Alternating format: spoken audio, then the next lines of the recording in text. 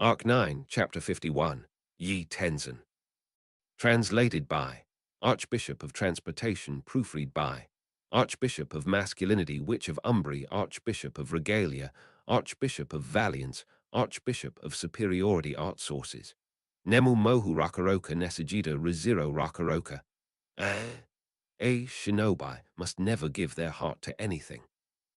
In the shinobi village of the Valatian Empire, that was an absolute teaching imparted upon those forbidden to lead any way of life other than that of a shinobi. It was an ironclad rule that demanded absolute obedience, even more so than the law of iron and blood rooted in the vast lands of the empire.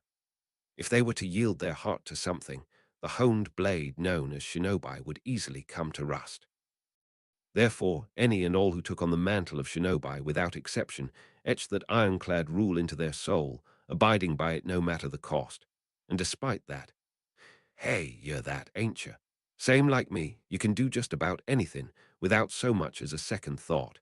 And so life kinda loses its spark, done it? Wouldn't it be fine to keep at least a single something in your heart then?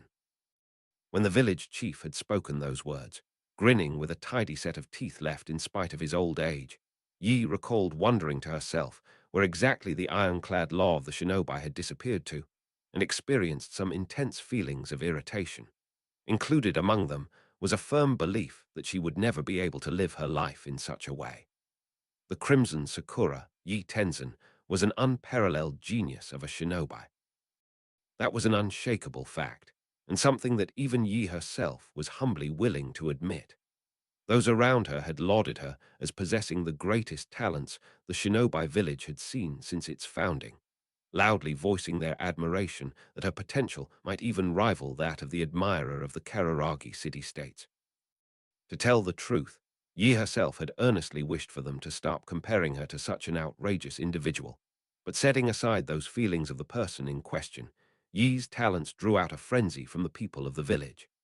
In practice, if the thing known as talent was something that allowed for an almost prideful extent of shortcuts to be taken past the many hardships within a given field, then Yi unmistakably possessed the innate talents of a shinobi.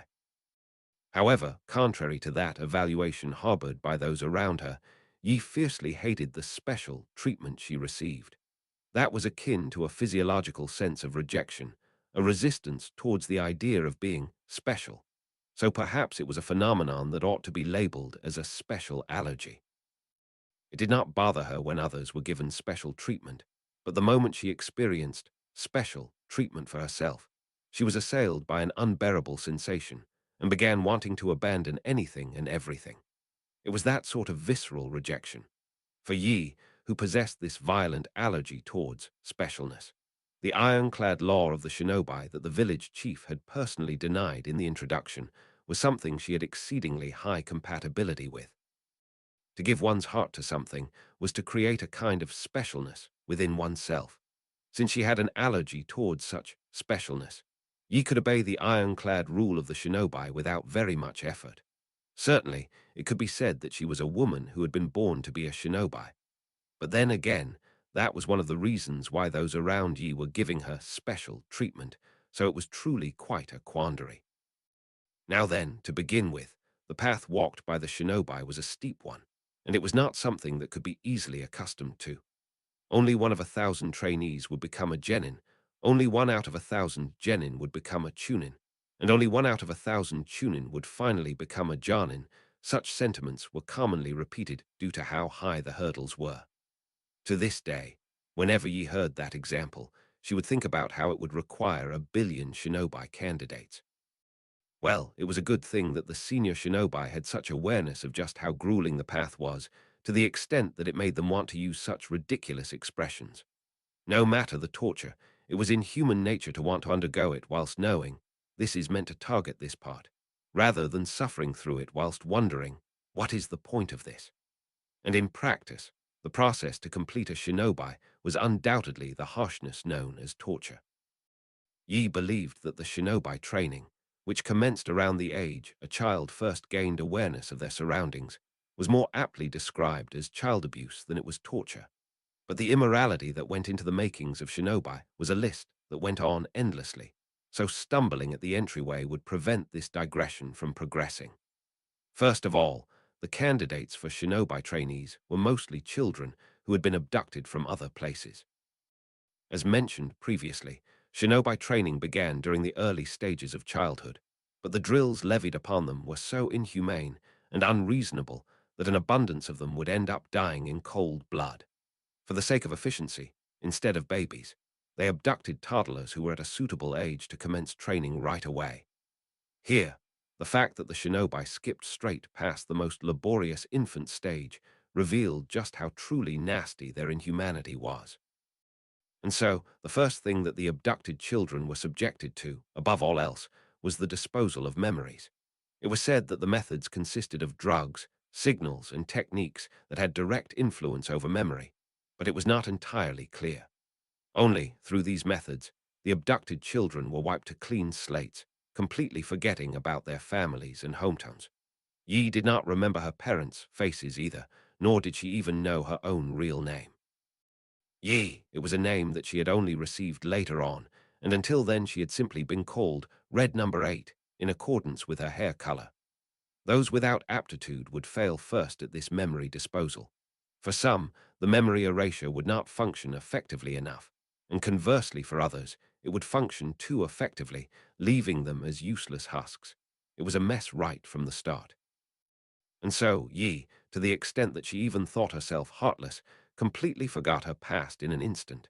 It had slipped away so effortlessly that even the one in charge of her memory disposal, Fujuru Tenzin, was left speechless, so much so that he told her about it afterwards. Incidentally, this Fujuru would later go on to be Yi's namegiver, and was the previous Tenzin whose family name she inherited. But even if he had the title of her namegiver, their relationship was an emotionless, obligatory one of instructor and pupil, familial only in name. From Yi's perspective, her impression of Fujuru more or less amounted to someone in the village with whom she had a high frequency of contact, who had also happened to bestow her with a name. Regardless, forcibly robbed of their heart's foundations, they would become a white canvas to be painted at the mercy of the black brush, known as the shinobi. Once the children stripped of their past were prepared, the true essence of the inhuman training facility that was the shinobi village would begin. Not merely strengthening of the flesh and muscles, but the very restructuring of the human body. Destruction and correction of the bones in order to achieve mastery over a soft body and acrobatics, surpassing human understanding. Training to build up a resistance to poison by gradually advancing from small doses to lethal ones. Daily routines comprised of learning the dangers of martial arts and shinobi tools by the pain they inflicted upon the body, and being tasked with meeting a quota of broken bones, torn up flesh, and shed blood. Peers who had grown cold, unable to see the next morning, were scattered all about. Since that too was a teaching material for their training to grow accustomed to death, it was forbidden to bury them, and instead the putrid odor of those corpses rotting day after day was drilled into their minds, causing some to end up losing their sanity. All those so-called dreadful drills were easily completed by Yi. No, even for her, calling it easy would be a lie. Yi had faced adversity in her own way. But it seemed to Yi that the adversity she had faced did not even amount to a single 10,000th of that which her peers had experienced. If that could be called talent, then she certainly had talent. The destruction and correction of her bones flipped the switches for pain perception within her, and the agony of the poison that seemed to melt and scramble her entrails was kept to a minimum, along with her bloody urine and stool. Just by laying fingers upon a shinobi tool, she acquired a mastery as if she had been exclusively wielding it for 10 years, and after experiencing a martial art just once, she could use it to take down an opponent larger than herself, and would never be hit by it ever again. Only the smell of the dead bodies was tiring, but she got used to that in the end as well. So after such happenings, the very young Yi had become the first one of 1,000 at an unprecedented speed. Fujuru, from this day onward, you are to call yourself Yi Tenzin. The day Fujuru gave her that name was the day she had qualified to be a genin. Unfortunately, she harbored no particularly strong feelings on the matter. After all, she had been treated differently from her other peers since the point she had been called Red Number 8. so whether she had a name or not did not have any particular influence on Yi's self-perception. Only receiving such special treatment made her feel itchy, and she had thought it bothersome. For what reason Fujuru had named her Yi, she knew not even to this day. She had missed her chance to ask. By now, she had taken somewhat of a liking to it, and the Tenzin part also had a nice ring to it.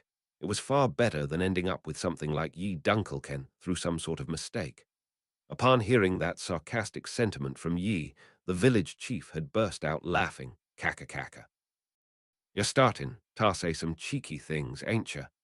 Speaking of which, there was not a single person in the Shinobi village who bore the same family name as the village chief, but whether that was because the village chief was a poor teacher or because he had abandoned his duties was unclear.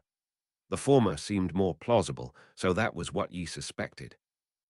Either way, even if she had gone from being called Red Number 8 to Yi Tenzin, Yi's path as a shinobi, as well as the very way the world felt to her touch, stood unchanged. That which had changed was not Yi, but rather the environment that surrounded her. Unmistakably, that was the prime reason why Yi had come to detest specialness so much.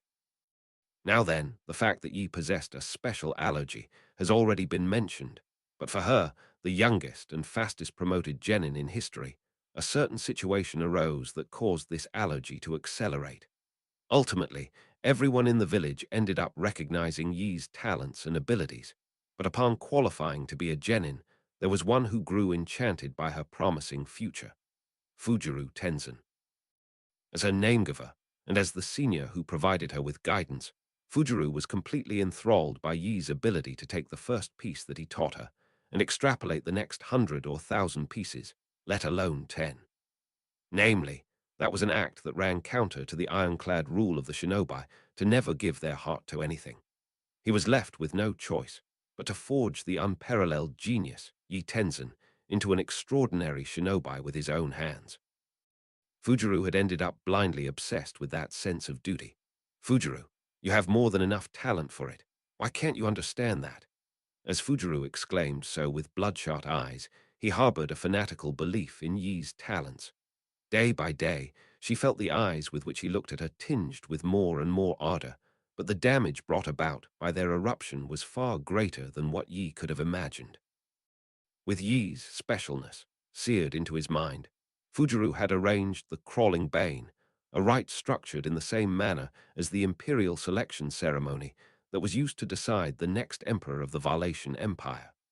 Dragging in 30 genin who were the same rank as Yi at the time, it was a reckless folly capable of spelling the demise of the village.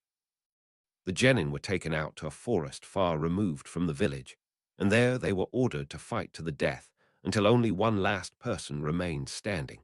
Without questioning those directions from their superiors, lives were expended in futility. Just as Fujuru had hoped when he devised the rite, the only one still standing in the end was Yi Tenzin. However, she never once took up the offensive against the others, instead using the tactic of turning the tables on any opponent who came after her. And in the end, when she let her final peer get away when he pleaded for his life, Fujuru had gotten exceedingly incensed. No, to be precise, it was not just him, it was all of them. Enthralled by the talents of Yi Tenzin, Fujuru was not the only one who had gone astray. Inspired by his words, or perhaps by directly witnessing Yi's growth, there were a great number of people who wished to have Yi shoulder their distorted expectations by holding the ritual they had named the Crawling Bane. Yi had betrayed the expectations of those who blindly believed in her. However, rather than causing their ardor to subside, their fervor only intensified, explosively flaring up. If they had simply dealt with Yi after she betrayed their expectations, and then took their own lives, it would have still been somewhat endearing. But for those who had steeled their mistaken resolve to repeat the crawling bane as many times as necessary until Yi was established as the model of the ideal shinobi they desired, there no longer existed any remedy. Fujuru, you are the one who shall overturn the very way a shinobi ought to be. Collapsing as he spoke those words, Fujuru had died, believing in Yi's potential until the bitter end. The throat repeating that grating assertion was gouged out, and ironically enough, the beautiful blossom of snow-white sakura petals began to flutter down upon the corpses of her namegiver and his foolish comrades, face down in a pool of their own blood. Yi recalled those blood-stained cherry blossoms alongside an indescribable sense of futility. Oh ho, now this here's quite the big deal, eh? Has a lass whose rump's still as pale as snow really gone, and taken down all of 'em, even though there were even Jarnin in their midst? Having hastened to the scene a bit later, the village chief gazed over Yi and the corpses of the young men surrounding her, and then let out those carefree remarks. It seemed like the secret operations of Fujuru and his allies had been grasped by the higher-ups of the village, so regardless of the outcome of the crawling bane, there likely would have been no future for them. She did not want to entertain the idea that the reason for this delayed response, despite having such a grasp on the situation, was because they had decided on leaving it entirely up to Yi to deal with the disruptive elements to the village. Village chief. So, all of them ended up dying. And although that suspicion was not the reason, Yi lied in response to the village chief's question. The reason why Fujuru and the others had been displeased was the fellow genin whom Yi had turned a blind eye towards when he had pleaded for his life. She concealed the fact that not only had she allowed him to flee the crawling bane, but to run away from the shinobi village entirely. That peer had suggested, in that case, you also gonna flee with me, to her, but Yi firmly refused his offer. It was not that she had wished to remain in the village, but that she simply had not wished to stand alongside him. In terms of both skills and talent, Yi was vastly superior, and yet her instincts were alarming her. If death were to ever come for Yi, it would be when she stood by his side. Genin, my bad, my bad. And so, when that peer of hers took his leave and gave those parting words, she sensed his desire to eliminate every person who knew of his existence. But thanks to him being rational enough to abandon that goal, Yi and that fellow Genin made it out of this crawling bane as the final survivors. Because it ended without her being the sole survivor, Yi wondered if her own status as special might erode even if just a little bit, and as she thought such things. Village chief, well then, let's start heading back now. Crimson Sakura. Turning his back towards her, the village chief called Yi by that alias for the first time. Until the bitter end, Yi had not known why Fujuru had named her Yi. But the reason why the village chief had called Yi by that alias was clear, even without needing to say it.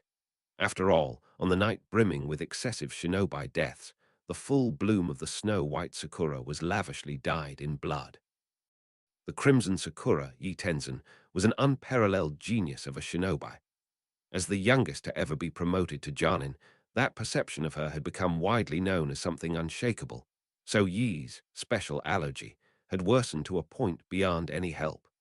To Yi, being treated as special by others was something of a curse, a menace, an abhorrent interference that brought nothing but negative influences onto her life. Things like expectations or hopes often had a strong positive impression, so there were far too many people in this world who would wave them around while blind to the fact that they could become blades gouging deep into others. Moreover, blades wielded blind made it difficult for both aggressor and victim to notice the wounds, truly a nasty characteristic. Such things had held a great deal of sway over her life thus far, and Yi was completely sick and tired of it. Hey, you're that, ain't you? Same like me, you can do just about anything without so much as a second thought. And so life kinda loses its spark, done it? Wouldn't it be fine to keep at least a single something in your heart then? And so, when the village chief said those things to Yi, despite being fully aware of the blades, he seemed truly odious. The village chief was personally advising her to do something like break the ironclad law of the shinobi. She could not think him sane. To begin with, Yi did not seek anything like a spark in life. Such a thing would be a superfluous accessory. A spark. Namely, that was the act of harboring expectations for one's own abilities or placing hope in one's own future. It was none other than believing in one's own specialness. That was undeniably Yi's landmine. Hence, Yi deliberately distanced herself from the image of the ideal shinobi that everyone seemed to be placing their hopes and expectations in. That was the exact opposite of the ideal shinobi image that Fujuru Tenzin had staked his life, attempting to complete. A frivolous attitude, speech and conduct that left nowhere to grip onto, and a friendly demeanor that would absolutely never get along with anyone. Bearing such a facetious humanity, Yi Tenzin's personality took shape. She did not wish to be misinterpreted, so she would assert it here.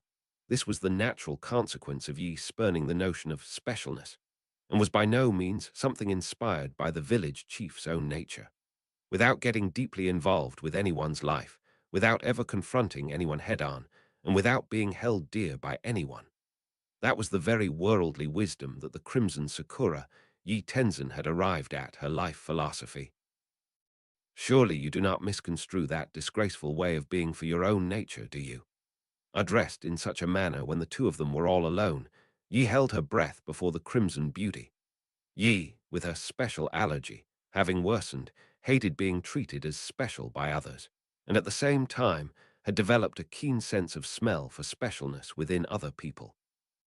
In that regard, the woman with whom Yi was now in close contact was an individual who seemed to be the embodiment of nothing but specialness, both inside and out. But then again, her specialness was so glaringly obvious to anyone that having a keen nose was hardly necessary to ascertain it. The bloody bride, Priscilla Bariel. For Yi, who had completed all sorts of missions as a shinobi, the days spent together with that woman, who was fondly called the Sun Princess by the local population, were quite striking and profoundly memorable. Originally, Yi's infiltration as a maid in Priscilla's vicinity had been something set into motion by Keisha Gold, one of the Empire's 9 divine generals. Just what sort of significance a woman participating in the royal selection of the faraway kingdom of Lugunica had to the Empire was not something Yi had been informed of, nor was it something she had even thought to question. The essence of the shinobi was to obey commands without asking too much, and Yi considered that a preferable trait. The only one who would brazenly disobey was the village chief, and since Yi was not the same as him, she remained obedient. That said, it was a bit of an illogical and enigmatic mission. Fundamentally, her job was to monitor the target and report on her actions. She had not received any particular instructions for disruption or sabotage, nor was it simply a matter of a quick assassination. Since Yi had been designated to this task, there was no doubt that they were counting on her befitting skills and ability to return alive. But while she was undercover at the mansion, her days as a simple maid went on monotonously. She was loath to say it, but this felt like a bit of a waste of the genius shinobi that was the Crimson Sakura. In practice, the innate talents Yi had been bestowed were not just that of a shinobi. There was an all-purpose nature to her that allowed her to easily master most other things. And so, flawlessly mastering all the duties of a maid, Yi's infiltration of the Bariel mansion was a job just as easy as all her other missions up to this point. However, only when she interacted directly with Priscilla did she need to pay extra careful attention. Throughout her career, Yi had gotten all sorts of opportunities to glimpse important figures. Counted among those were the white spider who had ordered Yi on this mission, and for the most part, her village chief, known as the Vicious Old Man, was also an important figure in the empire. She had also seen His Excellency the Emperor from a distance back then.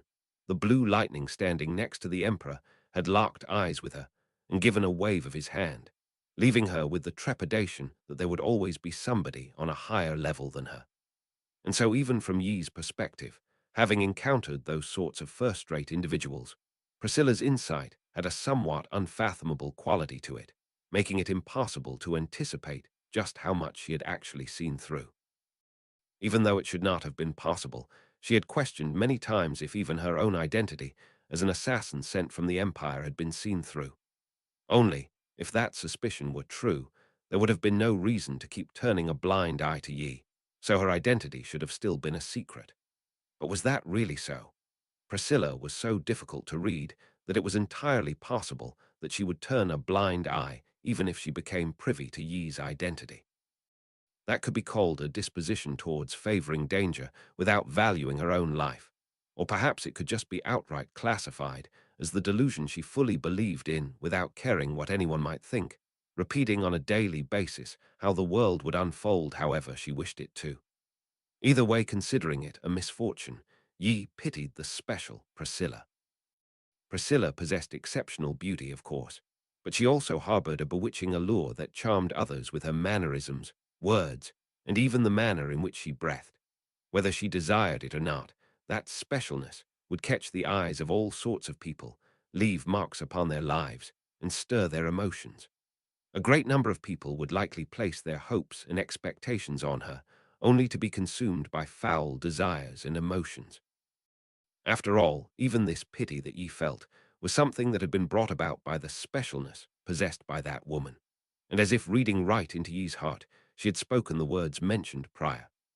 Eyes cast down upon the book in her hands, whilst sitting in her private room, just as Yi was serving tea, noticing how she did not pass even a single glance in her direction, Priscilla had suddenly spoken those words without any forewarning. Regardless, as had been mentioned previously, Yi was always on guard when interacting directly with Priscilla. So even at this juncture, though she had received a bit of a surprise, she had managed to respond with her usual frivolity, mixing in a light playfulness, and acting as if she had no mind to earnestly grasp the meaning. She forged a smile, and seeing Yi's unchanged attitude, Priscilla closed a single eye. Priscilla, someday you too shall have no choice but to expend everything you have to offer. Be diligent and keep mine words close at heart. Your preparations must be perfect, yes. Ye never asked about the true meaning of those words. Her shinobi instincts warned her that asking again might arouse suspicion, but probably more so than that, Yi was loath to do so. From the lips of the special Priscilla, she did not want such inconvenient words to be hurled at her. For that reason, Yi did not grasp the true intent behind Priscilla's words. Neither did she know the reason Fujiru had named her Yi, nor did she know the village chief's intentions in endlessly trying to get her to break the ironclad law of the shinobi to the point it felt like harassment. She knew nothing. In order to avoid being treated as special by others, she continued to plug her ears and avert her eyes from all of that. After all, that was Yi Tenzin's life philosophy, not desiring to be special, in order to not be desired as special. In the end, Yi's thinking turned out to be correct. Having shown so radiantly, captivating great numbers of people with her flame-like, special way of being, even Priscilla had ended up laying down her life in those cruel and merciless lands of the Empire. Thus, while fiery emotions with no place left to turn to scorched his soul, the one who had yearned for that special woman who was no longer among them, even now still wishing to repay her, was burning his life to naught in order to do so. Yi Tenzin did not wish to live her life at the mercy of such specialness. That was precisely why. That was why, as soon as possible, she would rid this world of the specialness that had burdened her with such an undesirable fixation. Unmistakably, that was the sole reason why Yi was willing to risk her life to assist the man abandoned by the specialness. His heart had yearned for Yi, HK. The discus of ice rapidly revolved on all axes without consideration for its surroundings, yet still using it as a platform whilst constructing the battlefield. Yi intercepted the incoming Oni girl Rem.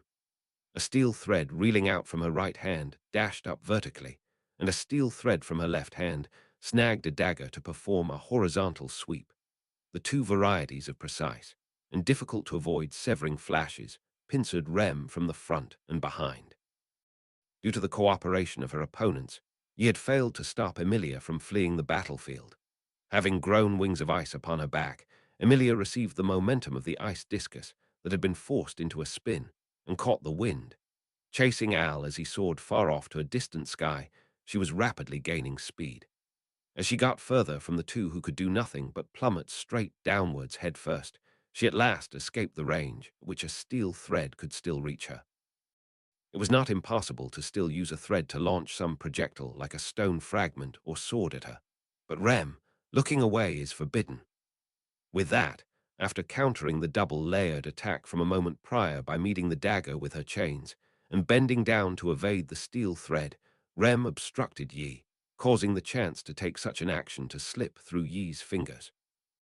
While gritting her teeth at that failure, Yi pivoted to getting away from Rem as she rushed her down, and using the steel thread she had sent out as a grip, she executed a wide turn, circling around to the other side of the ice discus. Yi, isn't it a bit unfair to become so formidable all of a sudden? For what reason, Rem? It's love. Yi shouldn't have asked. Chasing after Yi as she went over to the other side of the ice disk, Rem smashed through the ice by sheer force.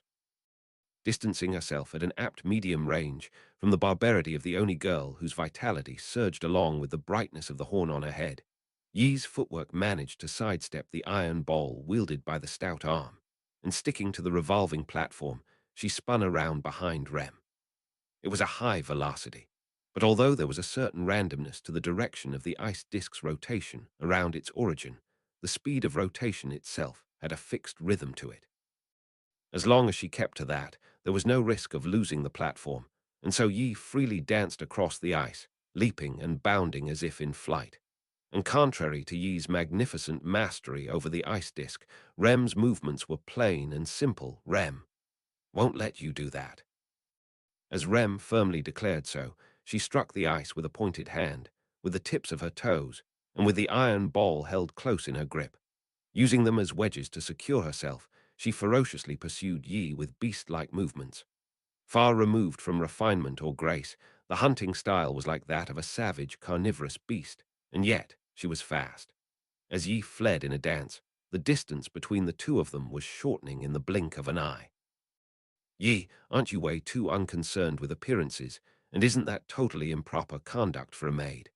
Rem, unfortunately, there is only one quality our master requires from his maid's utmost effort.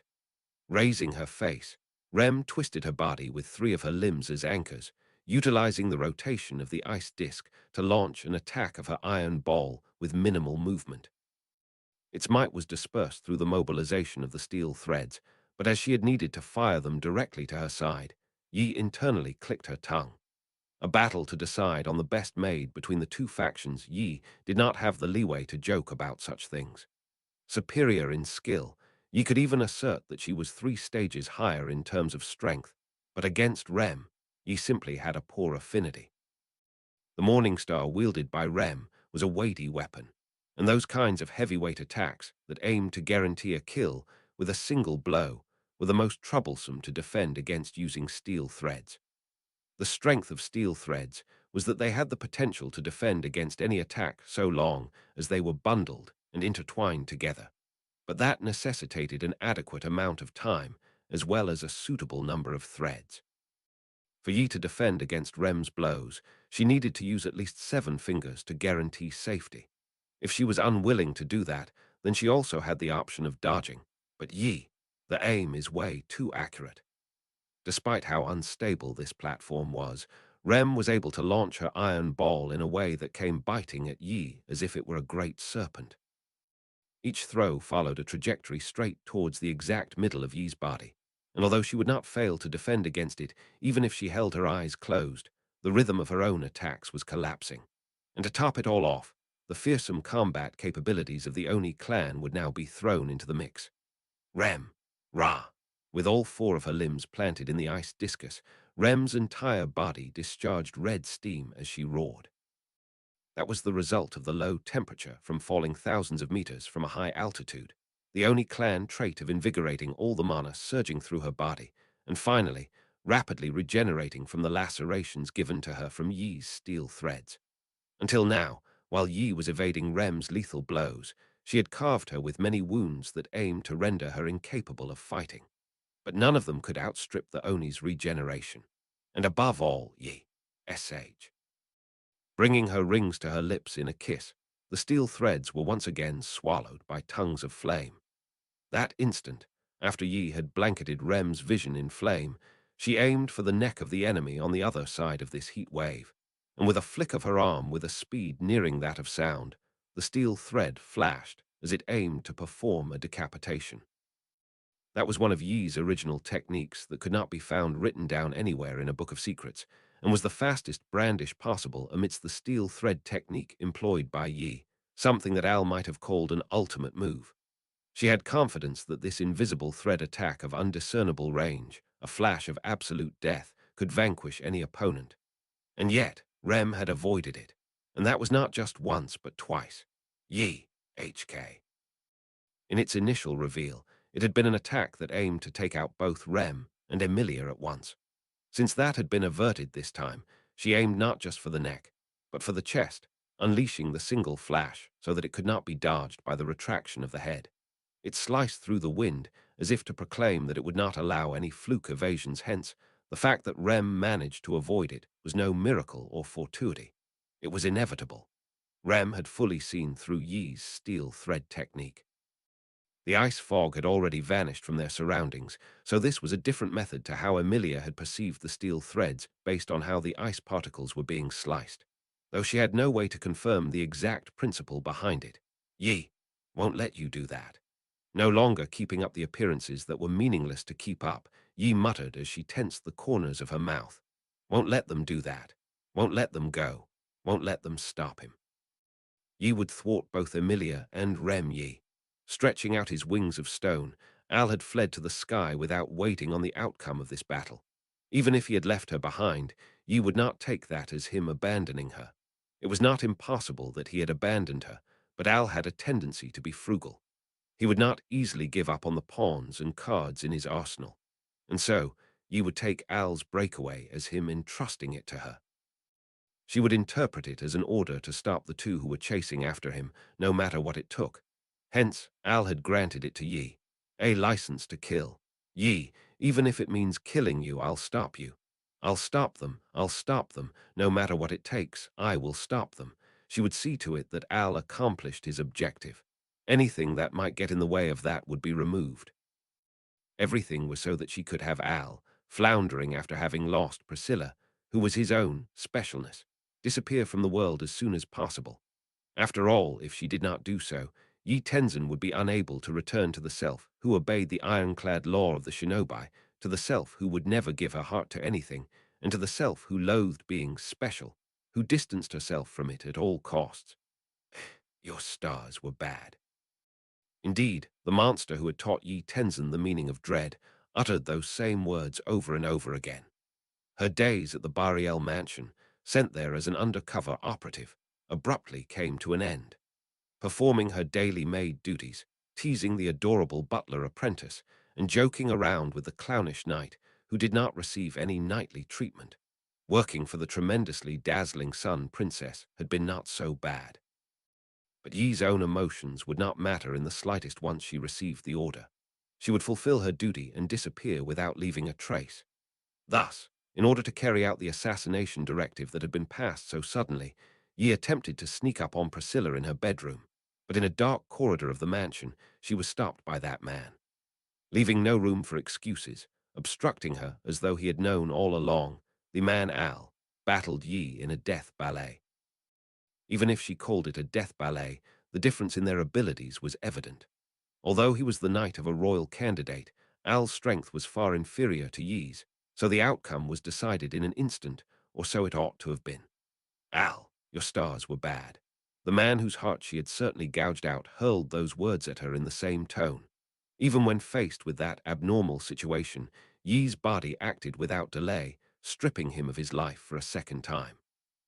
Someone who would not die even when killed.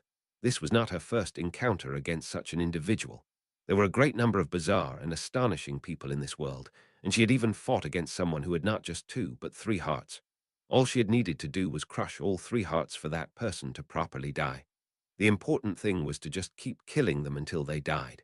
She lopped off his head, bisected his torso, burned his whole body, plucked off all his limbs, tore out his throat, smashed his skull, gouged out his eyeballs, peeled all the skin off his back, shattered all of his bones, crushed his organs, fed him poison, plunged him into the ground, plunged him into water, wrung his neck, wrung everything other than his neck.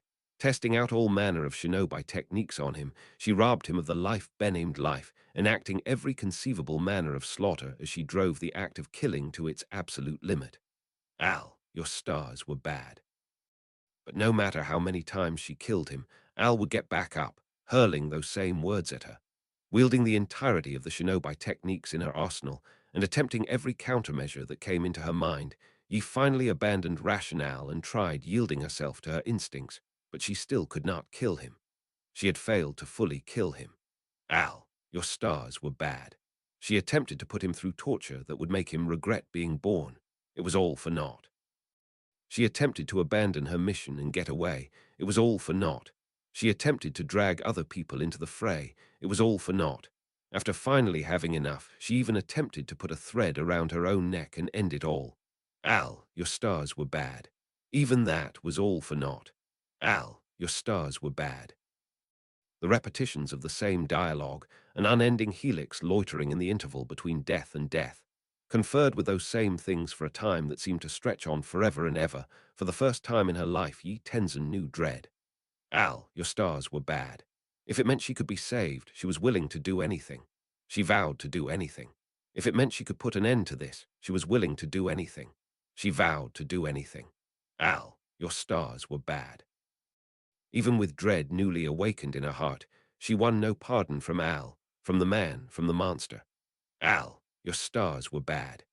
Even after her heart was exhaustively shattered beyond repair, the monster's indifferent cruelty showed no signs of stopping. She was unable to even keep count anymore. There existed none in this world whom ye had fought to the death as much as this monster. A countless number of times ye had killed him, and a number of times she wished not even to count, ye had been killed by him. Al, your stars were bad. This kind of individual, there was nobody else like him.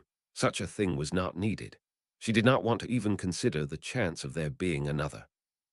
Even now that she had been released from that endless torment on the monster's whim, even now that she had pledged obedience to him and was devoting her entire being to his objective, it had been engraved into the depths of her soul. Al, your stars were bad. There was no choice but to have the monster, to have the man, to have Al, disappear as soon as possible. After all, no matter the trigger, no matter the reason, no matter the relationship, Yi Tenzin's heart must never be shackled to anything. Al, your stars were bad. After all, her heart must never be shackled to anything. Yi, your stars were bad. As Yi's lips spun those words, an invisible light of decapitation surged forth, aiming for Rem's slender neck. Perceiving that alongside the sensation of goosebumps on her skin, Rem reflexively swung her arm, gripping the morning star, swatting away the flash by wedging the chain into its trajectory. The boundary of death, unmistakably, they were standing on the boundary of death. It was the type of high-risk situation that Rem had not encountered when she had lost her memories and fighting strength in the Valetian Empire. And at present, Rem was in a state that she had never managed to reach before having lost her memories, even in the battles against the Sin Archbishops and the White Whale. Rem, Subarukan.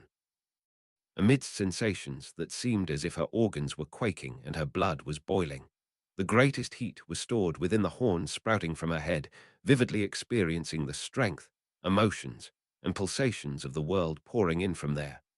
Rem roused her soul by calling out the name of that darling boy, synergizing the advice she had received from the dazzling Sun Princess with the swell of feelings towards her beloved.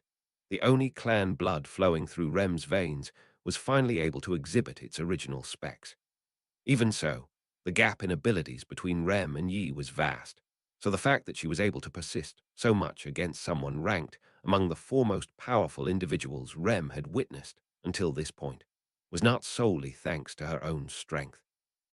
In order to stop Yi, to stop Al and his group, this was the culmination of the many forces who had endlessly refused to back down. Starting at the Pleiades watchtower, a clash with the Felt camp, and then a battle at the royal capital, followed by Otto's relentless pursuit. By using this divide-and-conquer tactic and steadily piling on the irregulars, Al's group was bound hand and foot by the inescapable chains of attrition. What had allowed the gap in strength between Rem and Yi to be temporarily bridged was the weight of those chains. In addition to that, an ironic twist of fate had become a tailwind for Rem that was Yi, HK. Yi grit her teeth as one of her fingers sprung up, sending a thread reeling out as it sliced through the air in an onslaught towards Rem as countless severing flashes rained down upon her. Rem keenly sensed them through her horn. Chaining together perfect evasion after perfect evasion, she made it out with the life that ought to have been cut short, ferociously clinging to the battlefield. The secret to that evasion, seemingly brushed by the hand of the divine No, by the hand of an Oni, lay in but one thing. Rem, bloodlust. She could see it. She felt it. It was coming through to her. Through the horn of the Oni clan, her opponent's intent was transmitted. That vividly colored boundary of death, evading it, tracing it, and bouncing it back, Rem closed in on Yi. Just before Emilia had set off, and just after Al had fled the battlefield, Yi's attacks had started to be tinged with a definite bloodlust. A boisterous dance of bloodlust, showing no hesitation in Yi's will to decapitate her or slice off all four of her limbs, vehemently stimulated her Oni clan instincts, ironically yielding a state of hyperreactivity within Rem. If Yi had kept to the initial policy of no killing and faced off against Rem, she would have likely rendered Rem powerless much sooner. As the result of starting to go all out with her true abilities as a shinobi, Yi's attacks had lost their ability to reach Rem, if not an ironic tailwind. Just what could this be called? Rem. Digging her toes into the revolving ice disk as she supported her body, Rem grasped Yi within the field of vision, glistening with ice shards flying about, the smile gone from her face as she stared at her. Figure of Yi sharpening her almond-shaped eyes was so captivatingly beautiful as she regulated her heart. As for what was sustaining her supply-tempered body, Rem understood perfectly. What had filled Yi's slender body to the brim was a sense of duty, a wish that she needed to fulfill at all costs, and a prayer that she wished to accomplish no matter what it took. Those were the things that granted Yi extraordinary power, giving her the resolve to not even care about making an enemy of the world. Thus, as for where that sense of duty originated from, Rem was well aware. Rem. After all, Rem is the same way. With a horn growing out of her forehead, her entire body littered in wounds, while plummeting down head first from 5,000 meters up high. The reason why Rem was standing here now was also because of a sense of duty. A wish that she needed to fulfill at all costs, and a prayer that she wished to accomplish no matter what it took. Those were the things that granted Rem extraordinary power, giving her the resolve to throw everything away in order to save a single person. Thus, as for where this sense of duty originated from, Rem had no reason to keep it hidden. That was Rem. Love. Yi. One who knows little often repeats it, HK. As Rem howled, Yi's voice filled with irritation in response. The expression of the shinobi, of congealed or perhaps fabricated emotions that would by no means ever reveal her true feelings, slowly began to unravel. However, Rem would not interpret that as conceit, carelessness, or lack of experience. Gritting one's teeth was only natural. That is, if one was to devote their everything for the sake of another. Rem.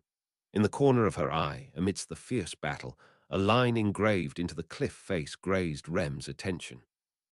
The Agzad Canyon, 5,000 meters, the final stretch. All that remained until they reached the bottom was Rem, 10 seconds. Yi, HK. While fighting off the thread storm that seemed as if a tidal wave closing in, Rem deliberately called that out. She would give her information, increase the factors for decision-making, disrupting her thinking and causing hesitation in just one or two of those 20 digits on her hands and feet. She would irritate her, strip her emotions down bare, and make Yi hate her.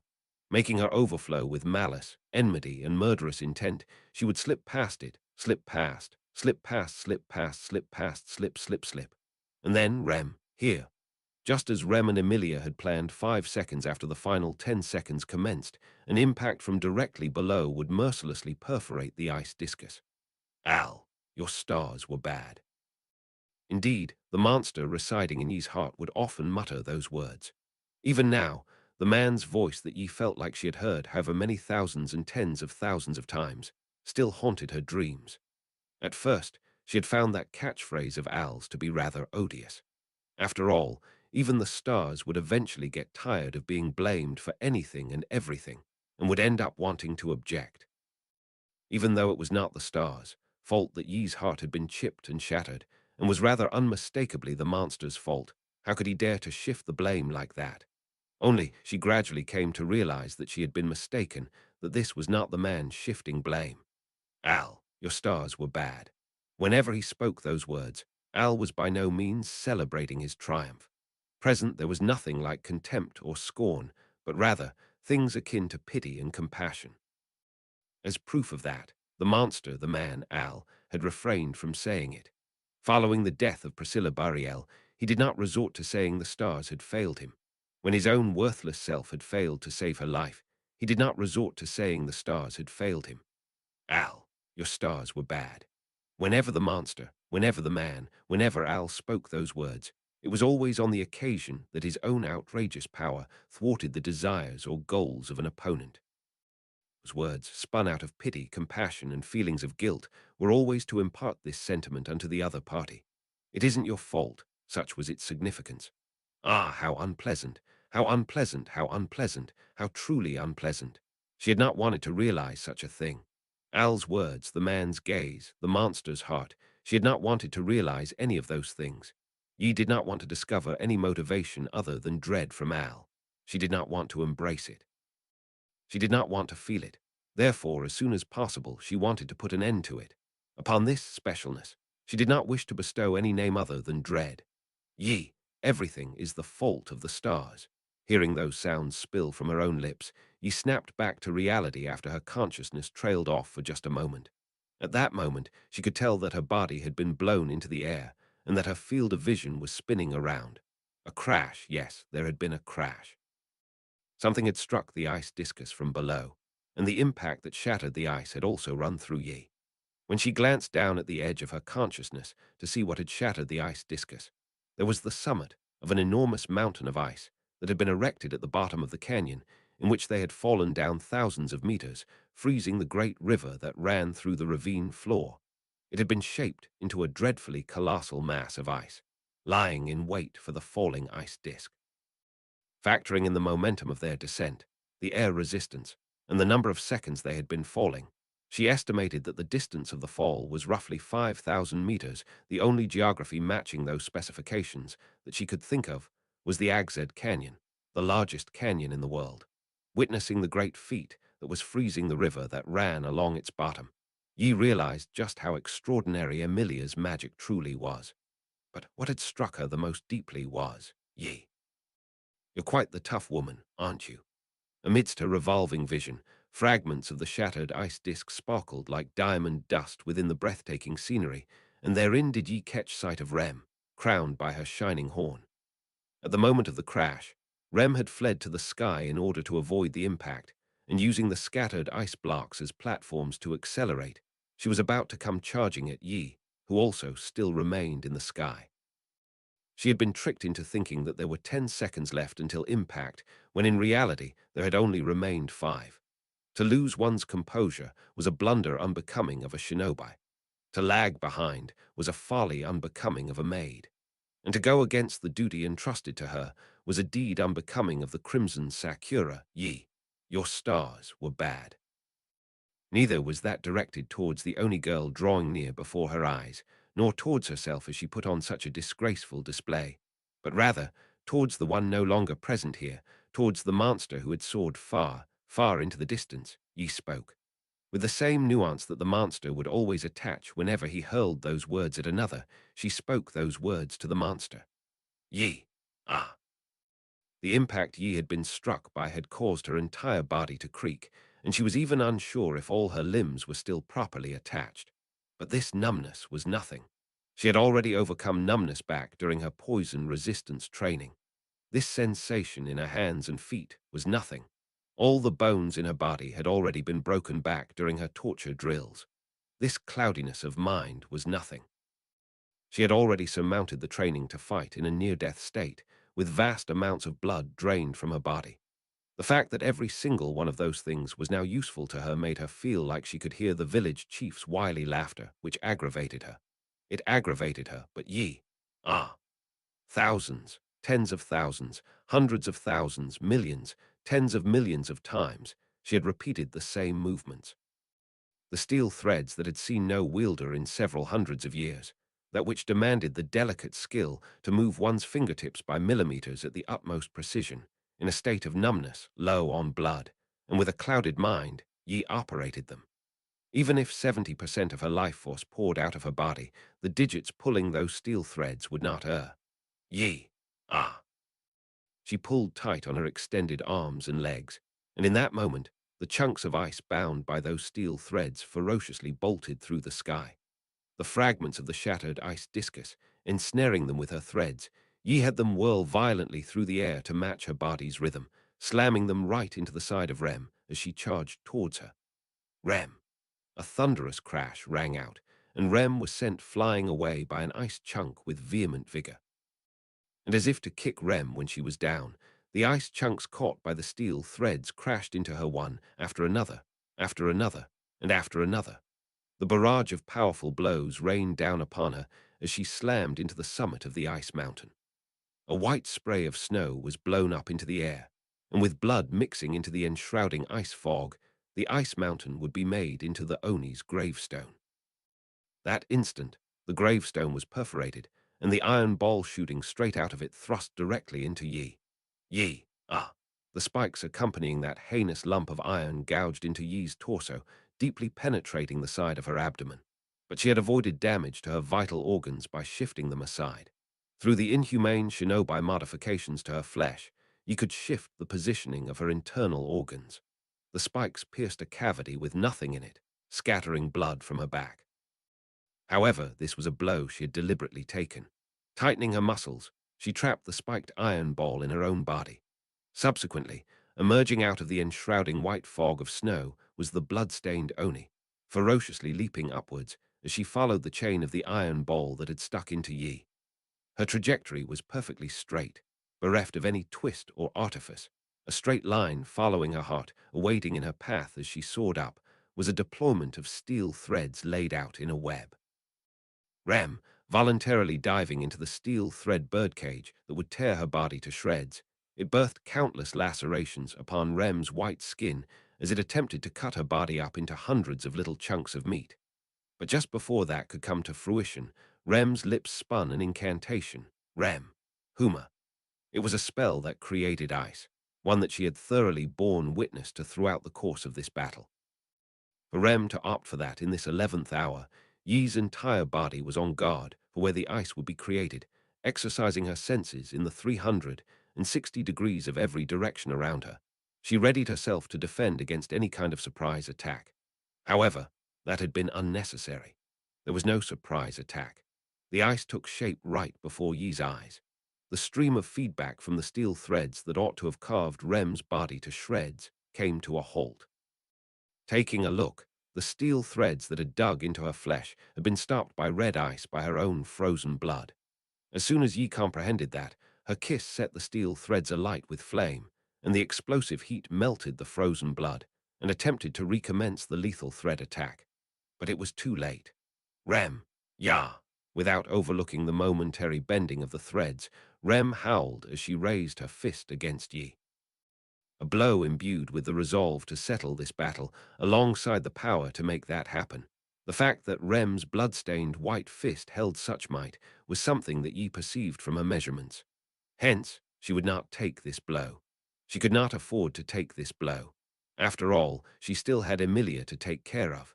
In order to reach that point, she drew her trump card. Yi, the mobilization of steel threads utilizing all 20 of the digits between her hands and feet, had been evaded by the enemy. But it was not over. It was not over yet.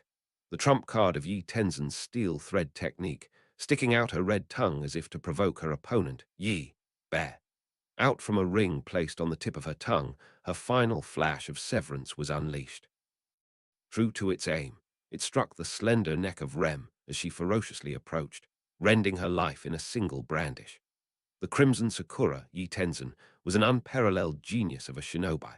The vicious old man, Albert Dunkelken, held her talents and capabilities in a very high regard. The person in question very much hated being praised so highly, but that averse reaction seemed only to fuel Albert's sadistic delight, and so he had never let her hear the end of it. Given his years of experience, he was likely stronger than her overall, but her raw talent far exceeded his own, so with enough years of experience, she would easily transform into the strongest shinobi, untouchable by anyone. Hence, he could somewhat understand why some might have had big dreams for Yi. Be that as it may, he was his own person, and other people were other people. There was no point in dreams that were fulfilled by somebody else. Hence, still harboring big dreams of his own, the only thing Albert could do for that genius girl was offer her some heartfelt advice, no, a warning. Albert, you don't wanna. Listen, I've been there myself.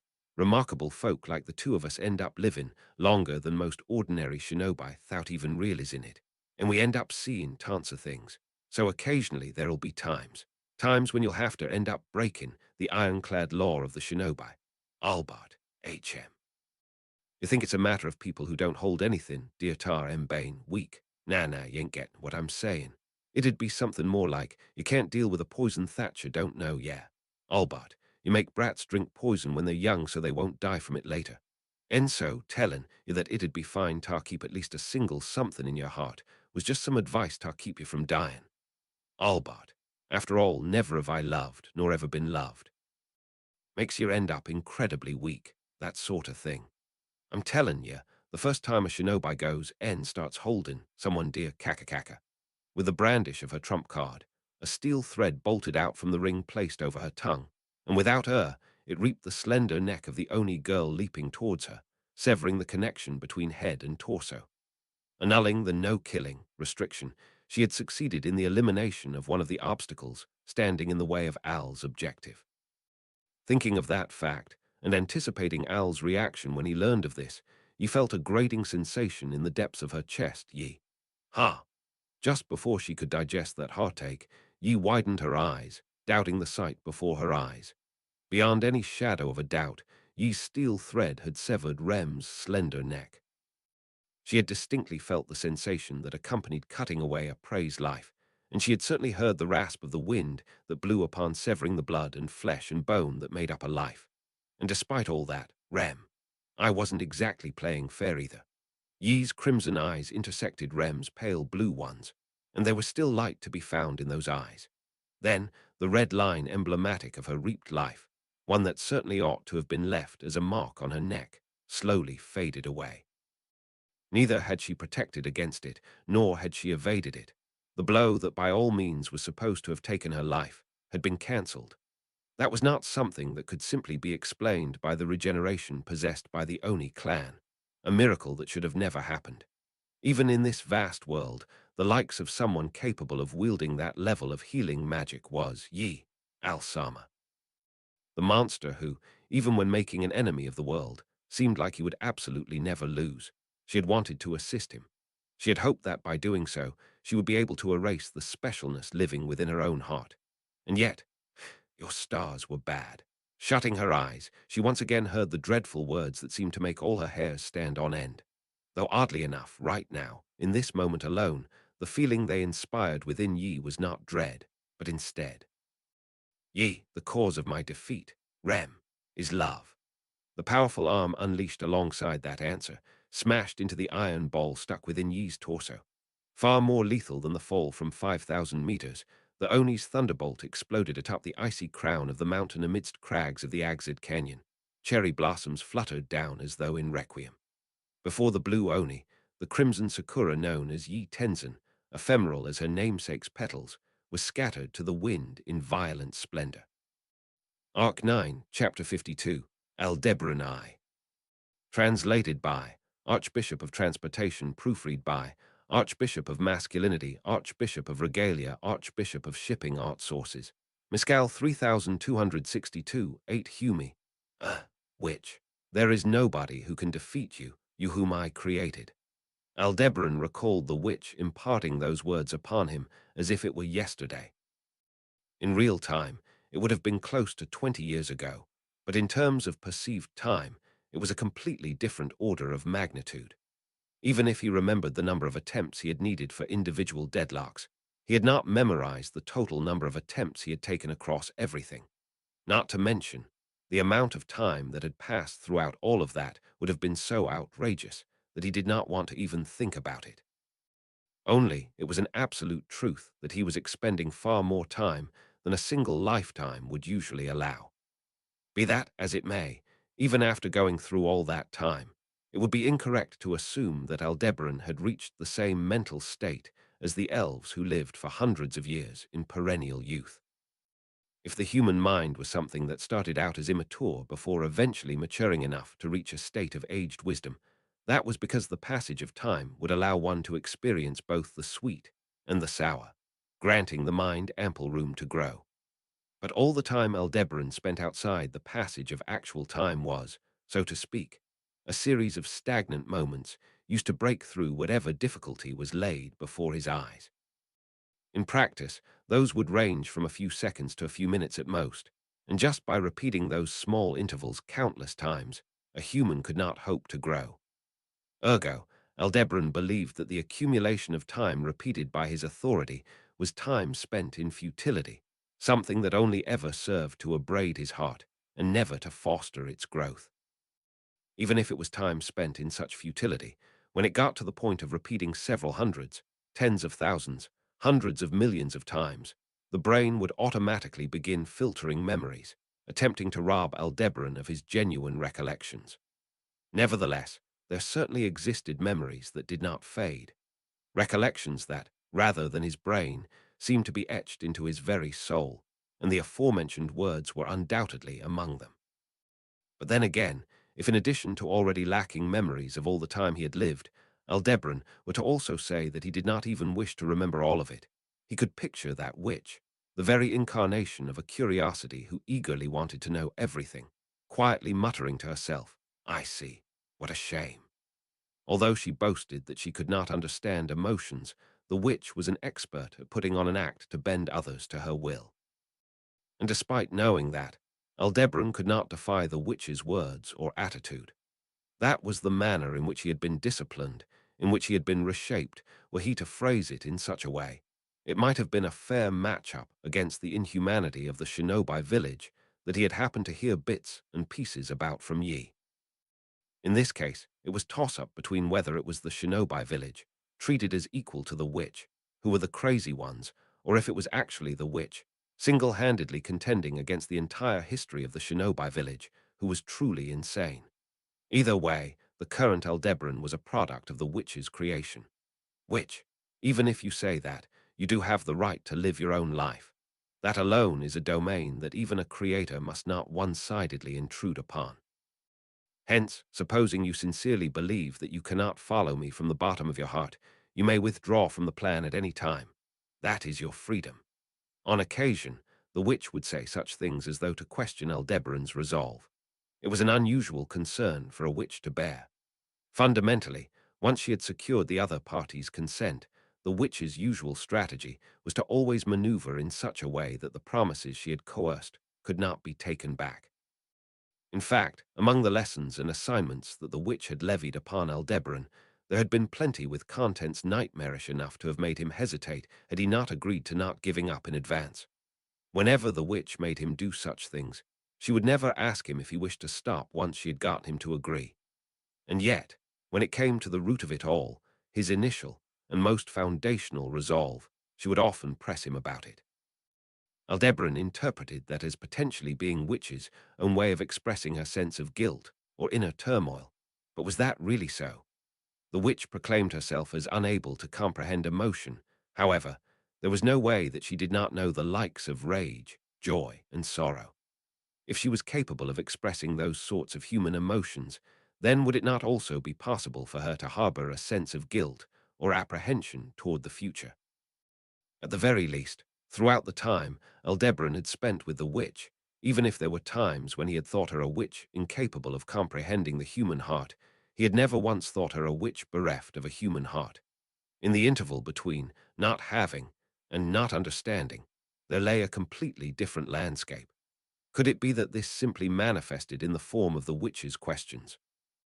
If that were the case, then for each time she had voiced that question, had the witch perhaps felt lost, lamenting the harsh path that she would eventually have Aldebaran walk, and desiring to respect Aldebaran's own will, letting him choose his own life. Had such a turmoil existed within her? Maybe, just maybe, on the 1 in 1 million chance, on the 1 in 1 billion chance that the witch did have such feelings, ironically enough, that became the exact reason why Aldebaran would not go back on his resolve. Therefore, witch, I see. Hearing the same answer Aldebaran always gave, the witch's reaction had also been the same as ever. Perhaps he was being played. Perhaps from the very moment Aldebaran had been created until that day, the witch had been pouring ample amounts of time into brainwashing him. Perhaps the witch harbored none of the feelings of guilt or hesitation that Aldebaran had anticipated. Perhaps she truly was such a wicked witch. But even if he were to pose that question directly to her, the witch, putting on that beautiful smile of white and black, which, naturally, I am a wicked magician, after all, in such a manner, voicing answers that gave no clue as to their sincerity or deception, she toyed with Aldebaran. Basking in the roaring winds, Aldebaran glided through the air at furious speeds. He thought the sight of him spreading wings of stone on his back, catching the wind as he soared, would have looked terribly ridiculous, but he had no need to concern himself with appearances. As Yi held back their opponents, he would need to gain as much distance as possible, as well as eliminate the difference in elevation. Aldebaran, though I can't imagine that they were targeting my territory. Even as those words spilled from Aldebaran, he concentrated the majority of his attention on the formulation and operation of the stone wings on his back. The construction of the stone wings demanded an extremely delicate balance, with the size and hardness also requiring very fine adjustment. If they were too big, they would be tossed around too much by the wind, but if they were too small, the objective could not even be realized in the first place. Hardness and density were also tied to weight, so tuning them too much or too little would inevitably lead to a crash. Aldebaran, gotta hand it to Icarus for getting it right on his first try. Speaking of taking to the skies with man-made wings, the one who came to mind was Icarus, the great predecessor who had fashioned wings of wax. Setting aside the fate he met, the fact that his wings had not only been able to glide, but had been able to flap and carry him up close to the sun quite honestly filled Aldebaran with wonder. Just how many times had Aldebaran crashed on account of poorly constructed wings? That would have been exactly what the opponent wanted, so after tackling the problem again countless times, he had finally managed to fashion his current wings of stone. Even that was an intense feat that could not have been realized without utmost concentration and scrupulous caution. But Aldebaran, I couldn't afford to continue falling like that.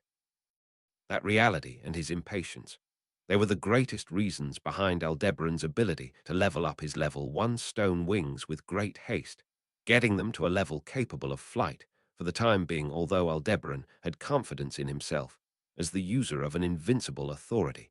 It was not as though his territory had no shortcomings whatsoever.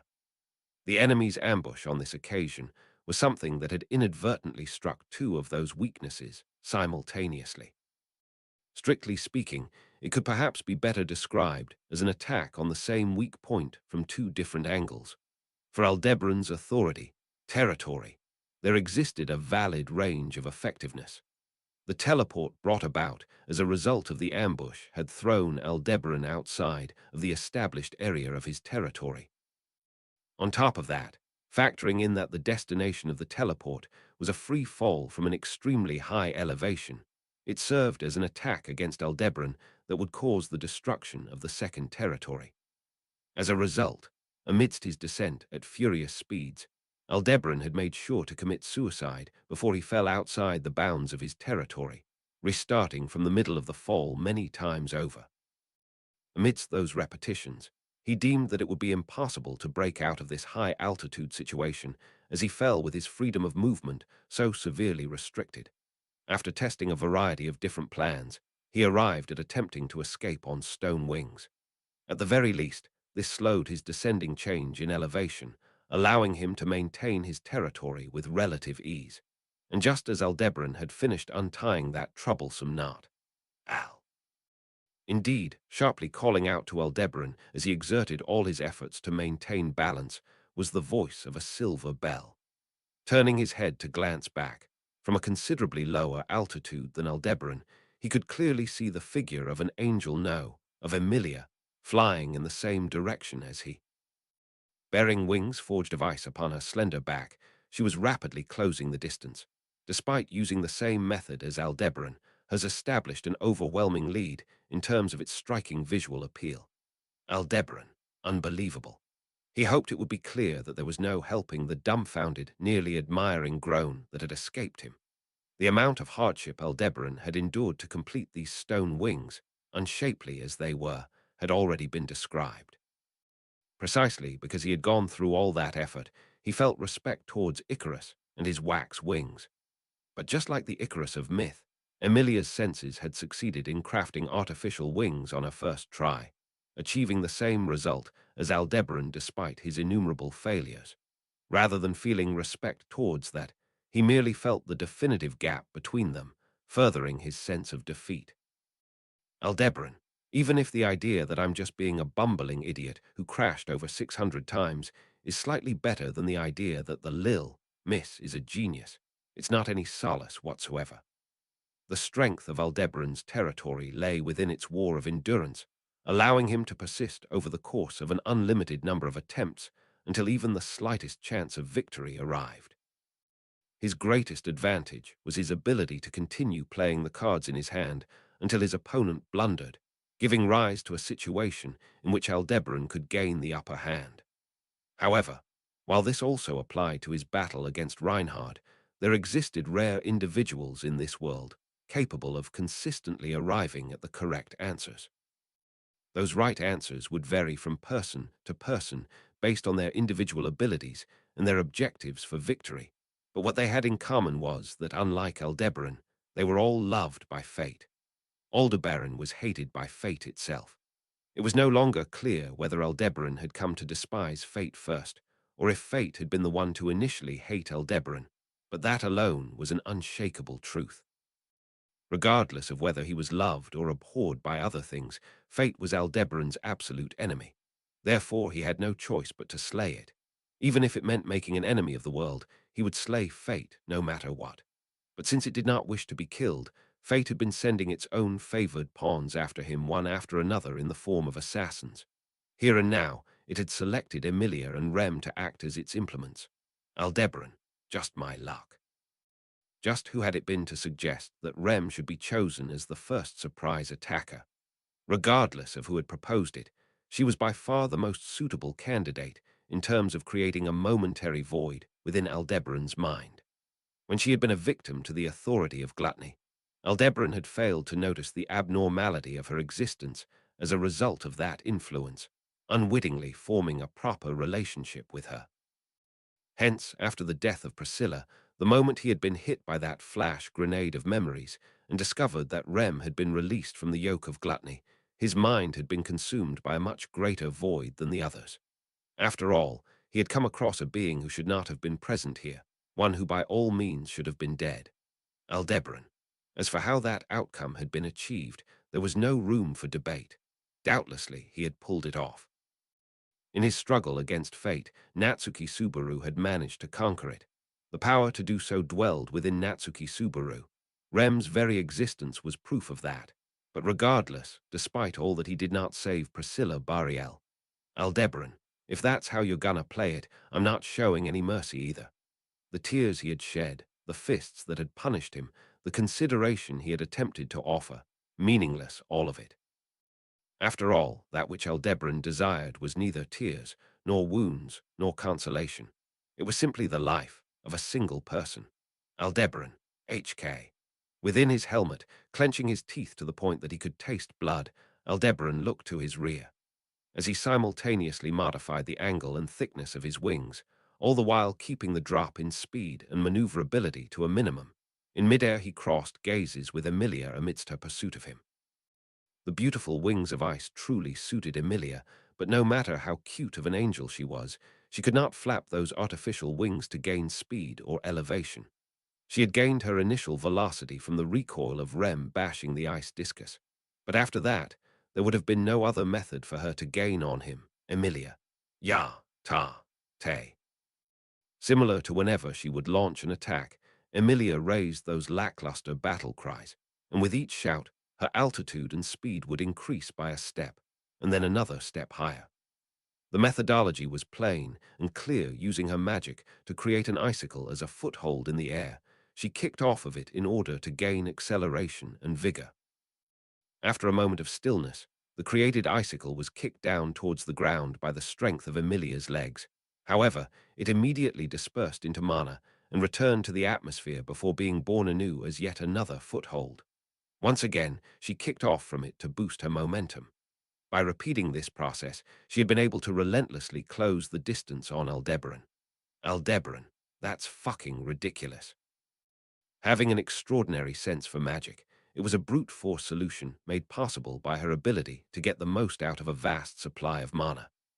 Thanks to the path which linked him to Aldebaran, Aldebaran could draw from the power of the external mana tank known as the Divine Dragon. But even if he was asked to perform the same feat as Emilia, he simply would not be able to do it. It was not a question of mana capacity. There was just far too great of a gulf in their sensibilities and physical abilities. Even if he could bridge the gap in sensibilities through a limitless number of attempts, the gap in their physical abilities could not be spanned. The canyon stretched on for a great, long distance, and the cliff faces which flanked both sides of the two aviators stretched just as far. So long as they both continued in the same direction, Emilia's pursuit would never cease. As Aldebaran grasped that reality, Emilia kicked off a newly created icicle, and while there still existed some distance between them, her elevation finally matched his. Then, while keeping the balance of her ice wings, Emilia, "Al, I'm begging you, let's talk this out. I'll properly listen to what you have to say." "Aldebaran, that's rich coming from you. Won't you all ask questions later, coming at me and trying to freeze me with no mercy? If I had continued to fall all the way to the bottom like that, you were planning on freezing me along with the entire river, weren't you? Emilia, but that plan already failed.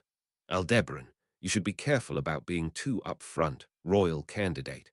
The route of looking on passively and descending to the bottom was a surefire pattern of completely falling right into the opponent's trap.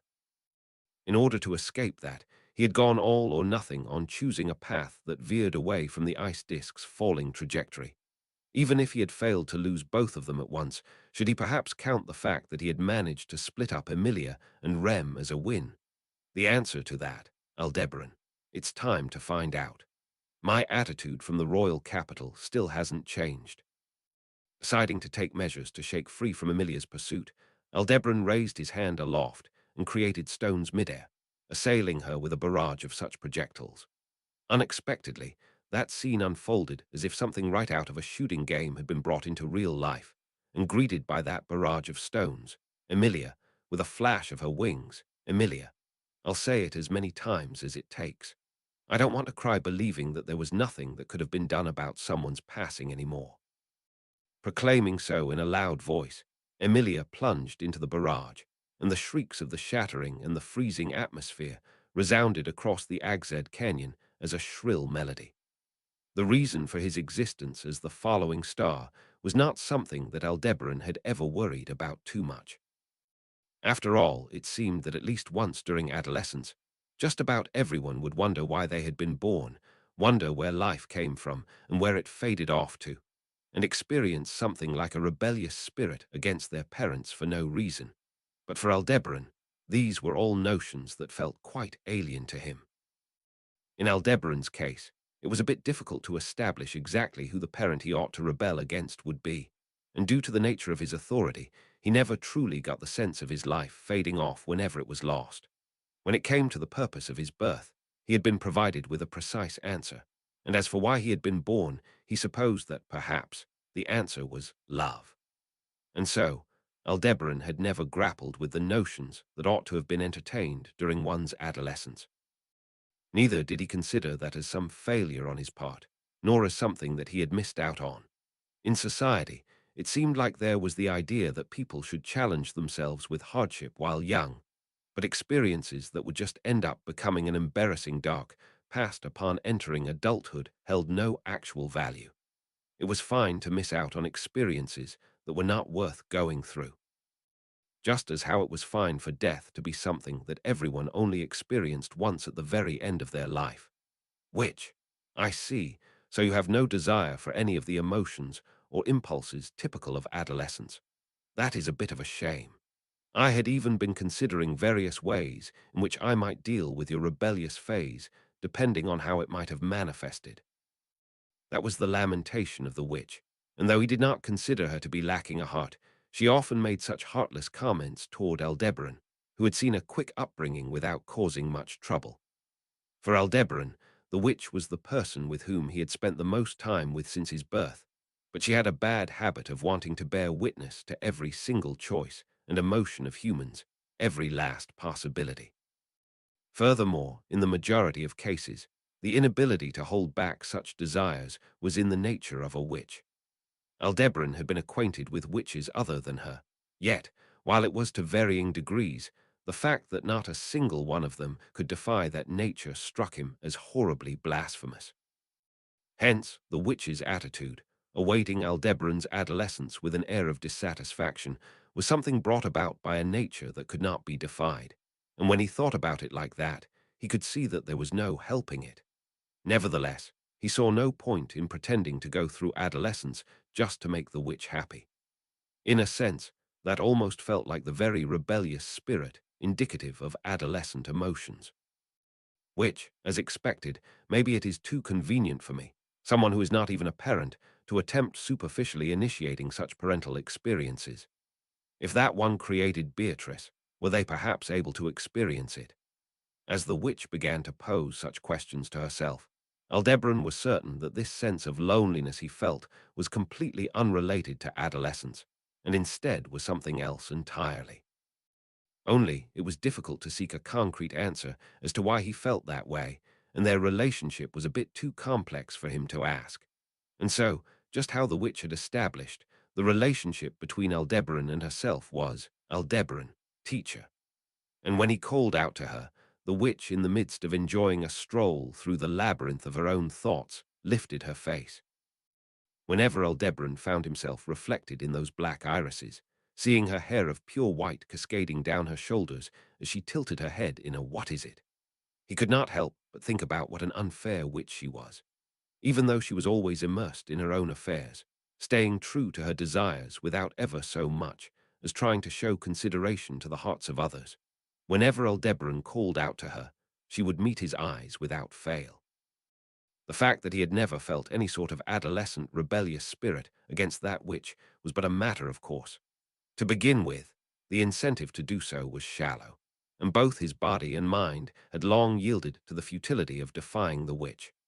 Purporting it as performance testing to help him master the use of his authority, the witch had subjected Aldebaran to death over 1,000,000 times, and had already concluded her assessment of him.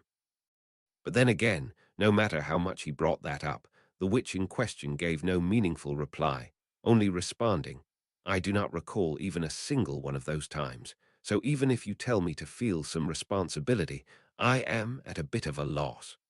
Regardless, he could understand why the witch would go to such lengths. After all, at present, the only witch who still remained alive, not counting the one before his eyes, was the individual who either directly or indirectly caused the deaths of all the other witches.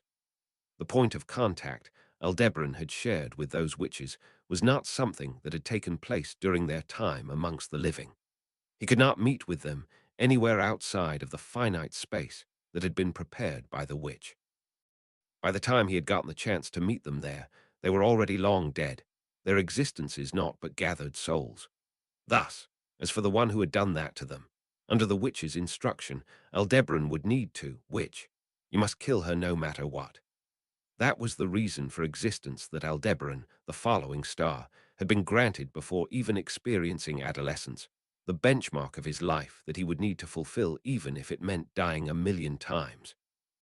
In order to make Aldebaran this way, the witch had been reproached by the other witches, having severed ties even with her companions, so her resolve would have needed to be absolute. Witch, there is nobody who can defeat you, you whom I created. Her act of speaking those words to him was something Aldebaran took pride in, and it served as the very foundation of his being. In all honesty, he thought the witch had a horrible personality, and he had many reservations about her teaching methods and her way of giving instruction, but even so, he had no doubt that he would be able to live up to the witch's expectations. He had believed that he would be able to do it. Back in those days, when Aldebaran still had his left arm, he had still been able to believe so. After all, even if he knew death, he had not yet known true defeat. He had never experienced adolescence, but unmistakably, that was the foolish, dark past of his that could never be erased. Aldebaran, TCH. As Emilia plunged headfirst into the incessant barrage of stones, Aldebaran stifled all the hesitation within his heart, mustering up his full, unrestrained firepower. As was also the case for their clash in the royal capital, Aldebaran had an instinctive weakness when it came to Emilia. At this point, it was clear that this was an example of a weakness inherent to all life, and due to that, he had been unable to bring himself to take the sort of drastic measures he might have otherwise taken had it been a different opponent, even in the royal capital. Back then, he had borrowed the strength of Aldebaran to hurl down a colossal boulder, preventing Emilia's pursuit of him by occupying her with the protection of the royal capital. But here, there was nobody else he could drag into the fray. In that sense, the decision to drop him in the middle of a massive canyon showed that she had clearly reflected on their previous encounter. Aldebaran, though you're not exactly giving me enough leeway to appreciate your growth right now. Unfortunately, Aldebaran's heart was not currently relaxed enough to rejoice in the growth of himself or his enemies. For a moment, he felt reluctant to define Emilia as an enemy, but he forcefully shut his eyes to that. That resolve was something he had settled a long time ago, long before he had even met Priscilla. Even if, strictly speaking, the target of Aldebaran's resolve was not the Emilia before his eyes, Aldebaran, even if it's recycled resolve, it'll still be about as useful as papier-mâché. Holding aloft that resolve despite fully knowing it was but papier-mâché, he moved to sever Emilia's pursuit. Diving straight into the storm of rocks the size of fists, Emilia's ice wings boldly shimmered. The attack had been intended to delay her movements, even if only slightly, by forcing her to evade or to take a defensive stance. But just as his unpleasant hunch had suspected, Emilia adopted the straightforward approach by taking the shortest path icy wings adorning back, icicles for footholds, and now, firing stakes of ice to counter the barrage, fending off any that made it through that interception by parrying with the twin swords of ice in her grasp. The witch had taught him that the simultaneous activation of magic was difficult, even for a proficient magician. Even if it was magic of the same attribute, the talent it required was akin to an unreasonable task, such as taking a pen in each hand, and trying to write an essay with the right hand while attempting to draw an illustration with the left. When it came to different attributes, it seemed to require the drastic measure of adding an extra brain for each additional attribute, and Aldebaran had even seen the witch wielding 5 of the attributes at once. Honestly, it was to the point that he had seriously questioned whether the witch's smaller-than-average head could truly house 5 small brains. Even setting aside that extraordinary digression, and even if they were all under the same attribute of fire, with the wings, icicles, ice stakes, and twin swords, the simultaneous activation of 4 varieties of magic was a sufficient feat in its own right. And adding on to that, in order to implement her absurd manner of chase, she had to put on a display of athleticism greater than that of an Olympic athlete, giving him the feeling that he had already exhausted his daily quota of surprise points. Aldebaran, that's why I've got to meet her with minimal discomposure. Emilia had opted to overcome the storm of rocks and stones solely through courage and brute strength. But setting that courage aside, what would she do if faced with a threat that could not be surmounted by physical might? Emilia. Emilia was determined to close the distance, but in the face of the next threat, her cheeks tensed. Unfolding before her all at once, providing her no path of escape, were objects even tinier than the stone projectiles, an encirclement of gravel whose potential damage could be easily overlooked. Similar to leaping into a torrential rain, so long as she did not possess the absurd ability to dodge the rain while midair, it would be impossible for there to be 0 hits. Of course, it was not as though the only objective of that deployed sand was to obstruct her vision, rather. Emilia. HK, it's heavy. Upon attempting to wipe off the sand that clung to her, Emilia raised a voice of astonishment as she flailed her arms about. Grains of sand that had made contact with her arms, legs, and white clothes began to consolidate with the surrounding grains of sand, obstructing her movements through their heft and hardness. It was a debuff attack he had also launched against Reinhardt at the sand. See, Reinhardt had torn free from it by breaking the sound barrier, but not even Emilia would be able to replicate that method. Moreover, Emilia, my wings. The gravel's primary aim had been to hinder the wings of ice that sustained Emilia's flight. Having plunged into the sandstorm, the grit had eroded her frozen wings, stripping them of their intrinsic ability to catch the wind. Then, Emilia's balance crumbled, and she immediately started to plummet headlong towards the ground to prevent that from happening. Emilia promptly discarded her impaired wings, and by returning from being an angel to simply being an angel-like girl, she evaded the hardship. Aldebaran, purged. But that was precisely what Aldebaran had aimed to accomplish. Even though she cast away her ice wings, it was possible for Emilia to deploy another pair of wings right away, allowing her to restart without losing any of her previous momentum or altitude.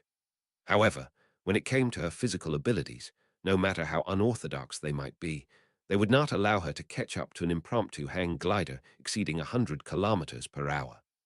Henceforth, in order to prevent Emilia from deploying another pair of wings, Aldebaran doubled down. Jutting out of the cliff face, accompanied by a rumbling roar, a colossal arm of stone attempted to snatch Emilia out of the canyon's sky. If that could hamper her momentum, then even if Emilia succeeded in forming another set of wings, she would lose the ability to catch up to Aldebaran's unceasing speed. Not to mention, the colossal arms obstructing Emilia did not end at just one or two.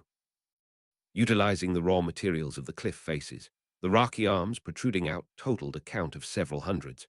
Aldebaran, respect a thousand-armed cannon, or rather, it feels more like the backstage of a haunted house. 1. As a staple of haunted houses, a bunch of hands would suddenly pop out all at once from behind sliding paper doors. It had a similar impression to that. However, unlike the empty threat that those frights posed, these colossal arms were serious in their attempt to seize Emilia.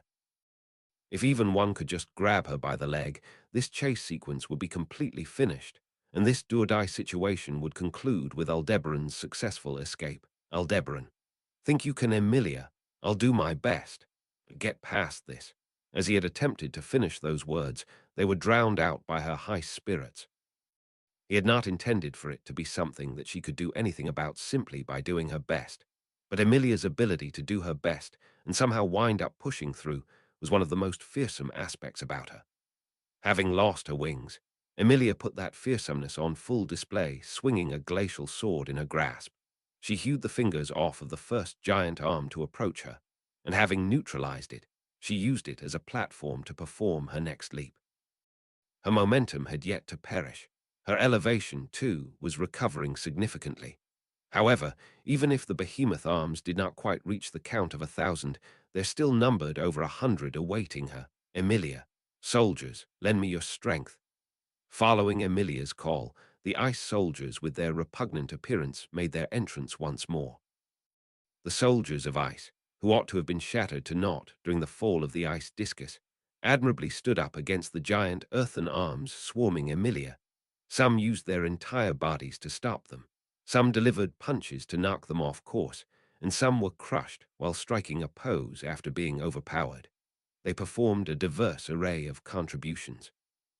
What irritated Aldebaran above all else was the individual who had taken Emilia by the hand, guiding her away from the evil clutches of the colossal arms and flinging her forward to aid her in her advance. The Natsuki Subarus of ice, 7 in total, would shatter whenever their duty was fulfilled, only to be born anew to serve Emilia. Repeating a cycle of destruction and rebirth, they never exceeded a maximum of 7 at once, and protecting Emilia from the hundreds of evil stone hands closing in, they continued to assist her. Magic was something that gave form to feelings and desires. The witch had said as much. He had thought that it had been a surprisingly romantic sentiment for that witch to have said, but considering how wind could take the form of a blade if one wished to slice up their opponent, and how flames akin to a crimson lotus could be birthed to scorch everything in a rage, there was likely no room for debate that it was but a manifestation of feelings and desires. In that case, at this moment, the sight of Natsuki's Subaru-shaped ice soldiers aiding Emilia before Aldebaran's eyes, just what sort of desire could it possibly be the manifestation of? It made his stomach churn. That was not in the figurative sense, but rather with the unmistakable true meaning. As those negative emotions boiled within him, Aldebaran linked together the next attack. That was Aldebaran. Sorry for rehashing the same punchline, but it's the return of my trump card. Upon speaking those words, in the air above Aldebaran, Emilia, and the ice soldiers filling the breadth of the Agzed Canyon to its fullest, an enormous, mighty boulder began to hurtle straight down. An inescapable, crushing force by a tremendous mass, it was the second coming of the trap he had set back in the royal capital.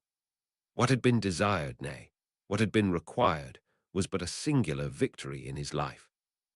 It would be no exaggeration to say Aldebaran's life existed solely for the sake of that victory. Since the very moment of his creation, every gift bestowed upon Aldebaran, every lesson poured into his vessel, every blessing graced upon him, all had been ordained for the sake of guiding him toward that victory, to ensure that he would rise, claim it for his own, and stand exalted in triumph. The weight and significance of it all were things Aldebaran had fully understood, or so he had thought. However, when the hour came for his conviction to be tested, that tempered resolve, those carefully wrought plans, his very soul, refined to perfection as it ought to have been, all of it was rendered meaningless. Which, there is nobody who can defeat you, you whom I created. Those words bestowed upon him by the witch had been the benchmark of Aldebaran's life. So long as he heeded those words, no obstacle placed before him could ever hope to halt his advance. And so, the thought that he might one day lose faith in the witch, he would never utter it aloud, nor ever wish her to hear it, but that notion had always seemed utterly impossible to him. Thus, in accordance with the witch's words, he had convinced himself that he would never be defeated by anyone. The day that faith was shattered, in a sense, was the day Aldebaran had truly died. Death! That was something he had experienced so many times that even keeping account seemed a fool's errand. And though he had always considered keeping count to be a fool's errand, he did so anyway, simply because he had been told to. Yet even as he kept track of the actual number, the absurdity of it all never faded in the slightest. Even so, he believed that on that day, at that moment, he had tasted death in its truest form. Having gone so far as to build up Aldebaran for the sake of her dearest wish, the witch had prepared for him the sole battle in his lifetime that he absolutely could not afford to lose. And yet, witch, at the juncture where you could not afford to lose, you were defeated. A familiar plain of lush, verdant grass, and the form of the witch sat by the white table of the tea party, enjoying the aroma of tea. Upon seeing her, Aldebaran was immediately stricken with despair, crushed by the depth of his own sin.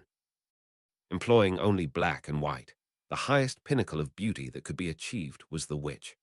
And now, the fact that there existed not a single wound upon that odiously attractive figure of hers was proof that this was indeed a world of dreams.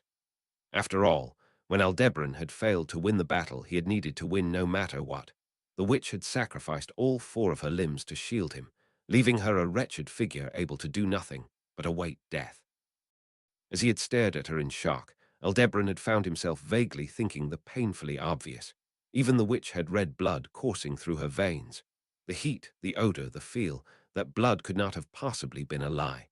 In that case, this world, where all of that had been lost, where make-believe had painted over the reality that should have been, was not more than a blatant bundle of lies. Which, make-believe, I am rather unfond of that expression. While, strictly speaking, it is not the same word, I cannot help but be reminded of an unpleasant individual. 2. Whether that was the witch's own way of joking, or if she had just wished to express how she felt regardless of whether it was an appropriate time to say it, Aldebaran had been unable to grasp the witch's true feelings, even at the very end. Only, he was convinced she hated him, or perhaps in despair, he thought she might have completely forsaken him. However, witch, your arm, it seems unlikely that there is any way for you to get it back. The witch's gaze fell upon Aldebaran's left arm, taken by shadow from the shoulder down. There was no pain. That only served as more proof that this place was the witch's castle of dreams. Were he to return to reality, his brain would likely be scorched by unimaginable pain. And that was something that could no longer be overturned by means of death, a true injury that would never fade. Which, robbed of your arm, you lost the battle you could not afford to lose. It appears as though my plan has ended in failure. I can just picture my friends saying all sorts of things. Ultimately, it shall be left up to those who seek to carry on Flugel's will. How frustrating. The thought that his defeat would take everything from the witch was unbearably painful. Without seeking anyone else's understanding, she had parted ways with her fellow witches, and the companions who had journeyed alongside her, also she could attempt to fulfill her wish. But Aldebaran had ruined all of that. The cruelest part of it all was that, even though he understood that much, the passion and determination he had carried before his defeat would not return to Aldebaran's hollow soul. Having lost a battle he could not afford to lose, Aldebaran's heart had been shattered. The sole battle in his lifetime, where defeat was not permitted, had ground Aldebaran's heart to tiny little pieces. That was, by witnessing the inevitable death of the person closest to him in this world, the witch, Aldebaran would likely suffer a wound beyond recovery in the truest sense. Witch, there is nobody who can defeat you, you whom I created. Hence, Aldebaran did not understand the meaning of those words, spoken to him once more. Which, now that it has come to this, we need not concern ourselves with appearances any longer. Let us change the victory conditions. We shall leave them to deal with her. Meanwhile, we shall focus on preventing secondary damages. The witch was both wise and selfish. Disregarding Aldebaran, who was still left at a loss, his mind unable to think straight due to his immense feelings of guilt, she came to a conclusion all on her own, leaving no room for objection as she forced the conversation along. The altered conditions for victory, the newly presented objective of preventing secondary damages regardless, he did not even believe that was something he could accomplish. After all, Aldebaran had already failed. He had failed, and yet, which? There is nobody who can defeat you, you whom I created. Aldebaran could not fathom what had caused the witch to say that. Without saying much to Aldebaran, still stunned as he stood fixed in place, the witch rose and began slowly walking towards him before coming to stand face to face with him. The witch's face, the one he had gazed upon more than any other in his lifetime on it, there emerged an expression he had never before witnessed. Witch, your stars were bad. It was not Aldebaran's fault. He could tell that was the meaning underpinning those words. Before he could come to terms with the emotions welling up inside of him, the castle of dreams abruptly came to an end. Akin to tearing up the very paper stage of Kamishibai, it was a terribly violent manner of conclusion. That which awaited him on the other side was a grim reality. That instant, his brain was dominated by pain and feelings of loss, fresh blood, and the din in the air, undermining his comprehension. Heaven and earth had been stained with a black so somber that there no longer existed any semblance of time, and Aldebaran's wails were drowned out by the screeches of the world crumbling, unable to even reach his own ears. Merely, in a world where just about everything had fallen apart, despite being in the midst of a cacophony so loud he could not even hear his own voice, he somehow managed to properly hear that blurred, frail, gasping sound. A voice he wished not to let slip, the witch's final incantation, which, Al-Shamak. Times, the next time Aldebaran's consciousness returned was after everything had ended, or rather, when that which had ended began anew, and that new beginning came to a new end, before beginning and ending all over again. It seemed like after that had repeated many times, over and over and over again, the world had been left without any traces of the witch. Whether it was due to a difference in preconditions, or simply because it had been performed by the tremendous power of the witch, the shock he felt at how the spell's efficacy differed from when he himself had wielded it lasted for only a moment. "Hey you, where'd you come from? Who are you?" That question was delivered by the voice of a person completely unknown to him. The man, dressed in attire that was every bit as shabby as Aldebaran's disheveled appearance, stared at Aldebaran with trepidation and caution tinging his eyes. The words he could understand. His experience with human interaction was scarce, but in a sense, that was not a problem either. What mattered was figuring out where he was and when. Jinnenhive, it's the Gladiator Island. Which? That's the thing from like hundreds of years ago, right? Man seemed puzzled, as if he had been asked something strange, and receiving his words, Aldebaran let out an exhale. Gazing over that, the man's expression shifted from puzzled to startled.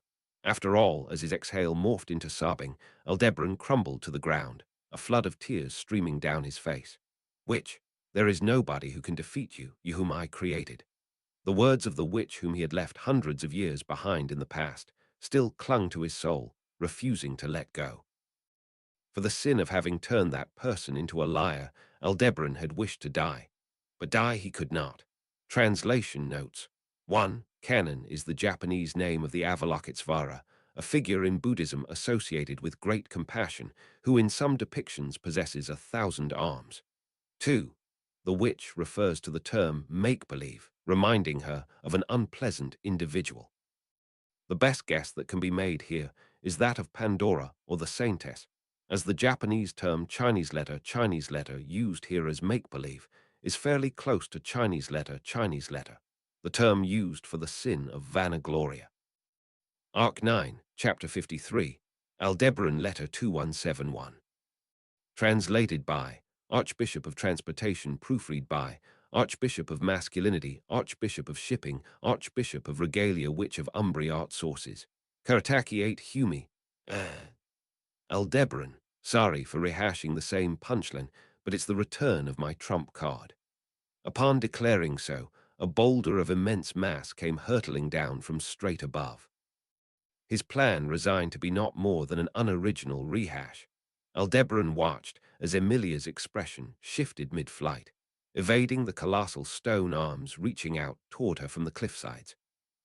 Emilia, first widening her eyes at the sight of the massive boulder, then as the regret of having completely allowed Aldebaran to escape at the royal capital emerged on her cheeks and her canthi, she firmly held her eyes shut to ensure her heart would not be claimed by the same sense of defeat.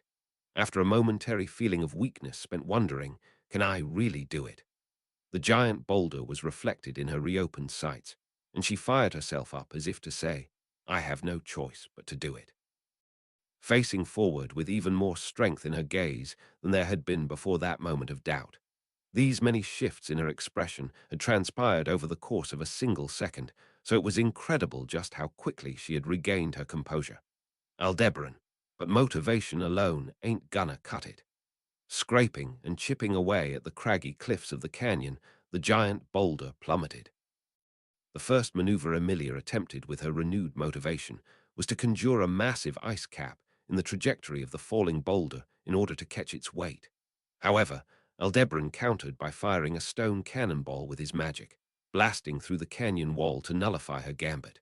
With the jagged walls demolished, the ice cap could no longer fit perfectly across the canyon's breadth, merely becoming another falling obstacle alongside the massive boulder. Emilia, in that case. As soon as she saw that the ice cap had failed to catch the boulder, Emilia immediately moved to the next countermeasure. Once again, carrying wings of ice upon her back after they had been purged, she enacted the rebirth of an angel while bending her long legs. Then, positioning the soles of her feet on top of the legs of the ice soldiers, kicking up from directly below, receiving leg strength that the original Natsuki Subaru could never have mustered, she soared through the air. Emilia, caught off guard by Emilia's ferocious acceleration, the hundreds of arms emerging from the cliffs all failed to catch her, allowing the angel to escape now, allowing her to charge Aldebaran. While Aldebaran had been diverting his focus to intercepting her, his momentum had fallen, allowing for Emilia's rush forward to rapidly close the distance. He had been left behind to buy him time, but he had completely forfeited the advantage she had created for him, so he could hear her bitter voice saying, trying to support you truly is pointless, Alsa Matilda. Aldebaran, though that's only if I get caught here. Retorting to the imaginary words of Yi, Aldebaran met Emilia's charge with a barrage of stone bullets, but Emilia sublimely twisted her body through air to avoid the next rehash following the falling boulder. Aldebaran, seriously. The fact that she had accomplished that with artificial wings that by no means should have allowed such freedom of movement left Aldebaran aghast. Naturally, the angel wings made of ice could not be flapped. The true origin of Emilia's three-dimensional maneuver just now were smaller ice wings that had been added on below the main ice wings by overlapping several wings of ice. She had yielded a change in how they sliced the wind, providing functionality that allowed her to apply edge control by tilting her body. Even that aerodynamic solution was undoubtedly accomplished by her natural senses. Emilia, I'll catch up. Even if she veered side to side in order to evade, Emilia kept her loss of speed to a minimum. As she exclaimed, the distance between the two of them vanished. At that speed, Emilia would likely make it out of the falling boulder's blast radius in time. With the blow he had intended as a trump card so easily sidestepped, Aldebaran's situation was truly dire, or that was what should have been the mutual perception of the two parties involved. Emilia, HK. Emilia's large, amethyst eyes opened wide, painted in a color of shock. From her point of view, Aldebaran had not taken any exceptional action. While he still continued firing a volley of stones that failed to hit her, neither had he deployed any new magic, nor had he performed any extreme maneuvers to evade her. The same went for his response to Emilia's flight, momentum bolstered by borrowing the strength of the ice soldiers. At this rate, she would catch up to him, and he would no longer be able to avoid her freezing fingertips. That was to say, Emilia had met her victory conditions in this situation. Nevertheless, there was no delight or satisfaction to be found in Emilia's eyes. That was because, Aldebaran, didn't I tell you? Same punchline. A colossal boulder plummeting down. In exchange for the prevention of the damage it would bring about, Aldebaran had been allowed to escape his battle against Emilia in the royal capital. Hence, even if it was uninspired, he carried out a plan that had already proved successful once. However, this time, there were no innocent people here who could get caught up in this. Indeed, no innocent people. Emilia, Al, as she shouted, Emilia recklessly reached her hand out toward Aldebaran, toward the sole being other than Emilia who would be caught up in the wrath of the falling stone. That settles it. You've done well to survive Sparker. From this point forward, you can count yourself among the gladiators of this gladiator island. Welcome him aboard, you damn good-for-nothings. The raucous welcome and cheering were indistinguishable from the sound of angry jeers. Following that reception, Aldebaran fell to his knees and leaned against the massive corpse as coarse and vulgar cheers engulfed the arena. He was languidly resting against the remains of a witch-beast, the Giltilaw that had died from the sword deeply piercing its thick neck. Having lost its right foreleg, along with both of its rear legs, the Giltilaw had died with an expression that conveyed bewilderment and confusion more so than it did agony.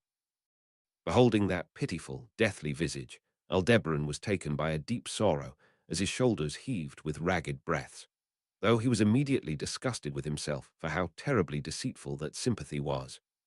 You managed to survive, ha? Color me surprised. Greeting the tattered Aldebaran was a man of shabby appearance. He was a gladiator of the Gladiator Island, the very one who had found Aldebaran when he had initially woken up. The man's expression was complex, likely because he found it utterly incomprehensible that Aldebaran had managed to survive the rite of passage for newcomer Sparker. From his perspective, having been ordered to tend to Aldebaran's needs as the unlucky person who had first discovered him, he might have felt that Aldebaran dying in this Sparker would have prevented those troubles from dragging on for too long. Regardless, Aldebaran's survival had been a shock to the man, but he was not the only one who had been surprised. Aldebaran, too, could not hide his astonishment at his own survival. Having suffered defeat in a battle he could not afford to lose, Aldebaran had been left deserted in these foreign surroundings. An unknown environment, unfamiliar people, and rules lacking sufficient explanation. To Aldebaran, this was certainly an uncivilized land, as if he had been cast into a brand new world.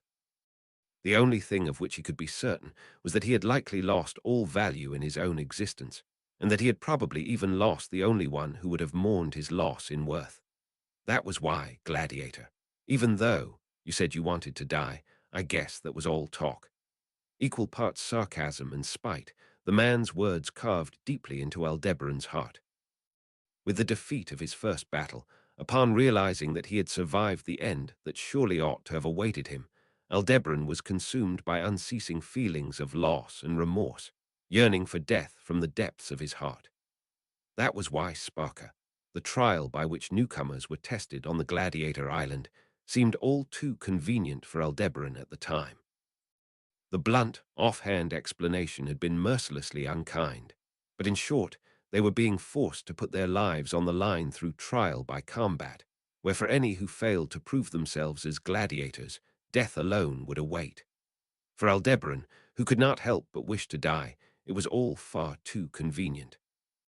In fact, when Aldebaran was taken to the arena along with 4 other newcomers in the same circumstances, and thereupon forced to face off against a Giltilaw, he had fully intended on being killed without offering up any resistance. But despite all that, Aldebaran had survived. The other men fought back, ran away, or pleaded for their lives, only to be slaughtered all the same, leaving Aldebaran as the last man standing. The witch-beast's claws tore into him, shattering his ribs as it trampled him underfoot, and he was supposed to have met his death there, blood frothing at the mouth. And yet, there is nobody who can defeat you, you whom I created. In the instant those words had flashed through his mind, Aldebaran had expanded his territory. Compared to the opponent he had challenged hundreds of millions of times, yet still could not overcome, this Sparker, which had only managed to kill him 304 times, was no agony to Aldebaran whatsoever. After all, the true agony only came after, in the self-questioning that haunted him for having survived. Why? What for? For what reason had he not died? Gladiator, HM. You want to hear about the outside. Even if you ask me, it's been a long time since I arrived here. Recognized as a gladiator, Aldebaran had gained the right to live on this island. Within the island, cut off from the outside world, he had learned that this was a part of the Valatian Empire, that the gladiators imprisoned here were forced to fight in death matches for spectacle, and that public order on the island had collapsed. But there was still much more he wished to know. As a result, the one subjected to Aldebaran's persistent questioning was the gladiator responsible for taking care of him. Gladiator, if you say it's not about anything recent, but history that you want to learn about, I don't know all too much about it either, yeah. Well, if it's about a witch, I at least know about the Witch of Envy, but when he had asked just to be sure, he was first surprised that the gladiator had even known about a witch, and recited as if it were too terrifying to speak aloud. The witch's legend, as it was known today, it delivered unto him an even greater shock, for the tale had come to refer to only one, the Witch of Envy. The Witch of Envy, who, threatening to plunge the world into ruin, had been sealed away at the hands of the three heroes. This world possessed no legends of any other witch, and records pertaining to the witches of sin were nowhere to be found. Moreover, hearing that it had been nearly 400 years since those events had transpired, Aldebaran fell into despair. 400 years. That long, long passage of time had erased any trace of the witches of sin from this world, but to think that it would go so far as to even forget the existence of the witch, the very witch who had attempted to fulfill her promise, even if it meant giving up everything. But what was even more cruel, gladiator, the witch of greed, the hell-ass that. Some kind of delusion of yours. Aldebaran had no words with which to respond to the man's suspicions. There was no way it was a delusion. The days Aldebaran had spent alongside the witch were certainly present within him. Her teachings, the touch of her fingertips, the words she had spoken to him, he remembered all of it. In this world, against the witch who concealed dreadful power, there had certainly been another witch who had attempted to fight back. Aldebaran was her student, and he was the witch's trump card. Gladiator, shit, the fuck's wrong with you? Even though all I did was answer everything you asked me, you start swinging at me out of the blue. So spat the man who had been struck by Aldebaran, the latter enraged upon being denied the existence of the witch. Having been tossed into this environment now, into this brand new world, that was how his relationship ended with the benefactor who had first shown him kindness. With the other gladiators as well, things broke down in a similar fashion, isolating Aldebaran from his fellows. A deviant enthralled by the witch. Many times he had heard such rumors about himself. It seemed that his benefactor had taken the initiative to spread them around, but in a sense, it was a valid assessment. He had no intention of correcting it. However, it aggravated him to be likened to some incomprehensible group known as the witch cult. Upon asking, it seemed like they were a group who heralded the revival of the witch, going around and committing acts of terrorism all over. Once more, he flew into a rage, demanding them to not lump him in with such individuals, but this only caused his reputation to be tarnished even further. Gladiator, a witch-crazed nut like you, you'll never die a decent death. During the death match arranged at the discretion of the then governor of the Gladiator Island, those were the dying words of the first benefactor to show him kindness, slain by the barbarian sword in Aldebaran's hand. Wiping the blood of his benefactor off of him, Aldebaran took a moment to ponder those final words of spite. You'll never die a decent death, before nodding deeply in agreement that there was no doubt about those words. With his territory going strong, Aldebaran had continued to survive his death matches on the Gladiator Island. Those who had called Aldebaran a witch-crazed nut were all eventually pitted against him in death matches, and without fail, they all fell before his barbarian sword. He did not care about enacting revenge, nor did he have any desire to clear the witch's dishonor. To begin with, rather than being dishonored, the fate that had befallen the witches was that of having their very existence erased. Hence, Aldebaran did not seek a reason for his continued survival from the witch. Only, he wished to learn why he had been allowed to live. In order to ascertain that reason, he could not afford to die. Surviving the initial sparker and continuing to survive the death matches thereafter, it was all for that purpose. And so, using his territory, while suffering hundreds of deaths each time he crossed blades with an opponent, he trampled the lives of all sorts of gladiators underfoot and lived. He lived. And he kept on living.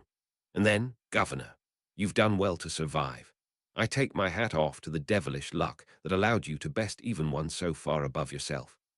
Indeed, upon witnessing the triumph of Aldebaran, who had grasped even the most infinitesimal chance of victory in order to slay an opponent who had utterly outclassed him, the governor voiced words of praise that were not quite discernible as either astonishment or admiration. Casting aside his broken barbarian sword, Aldebaran turned his back to the arena, scarce on cheer as it was.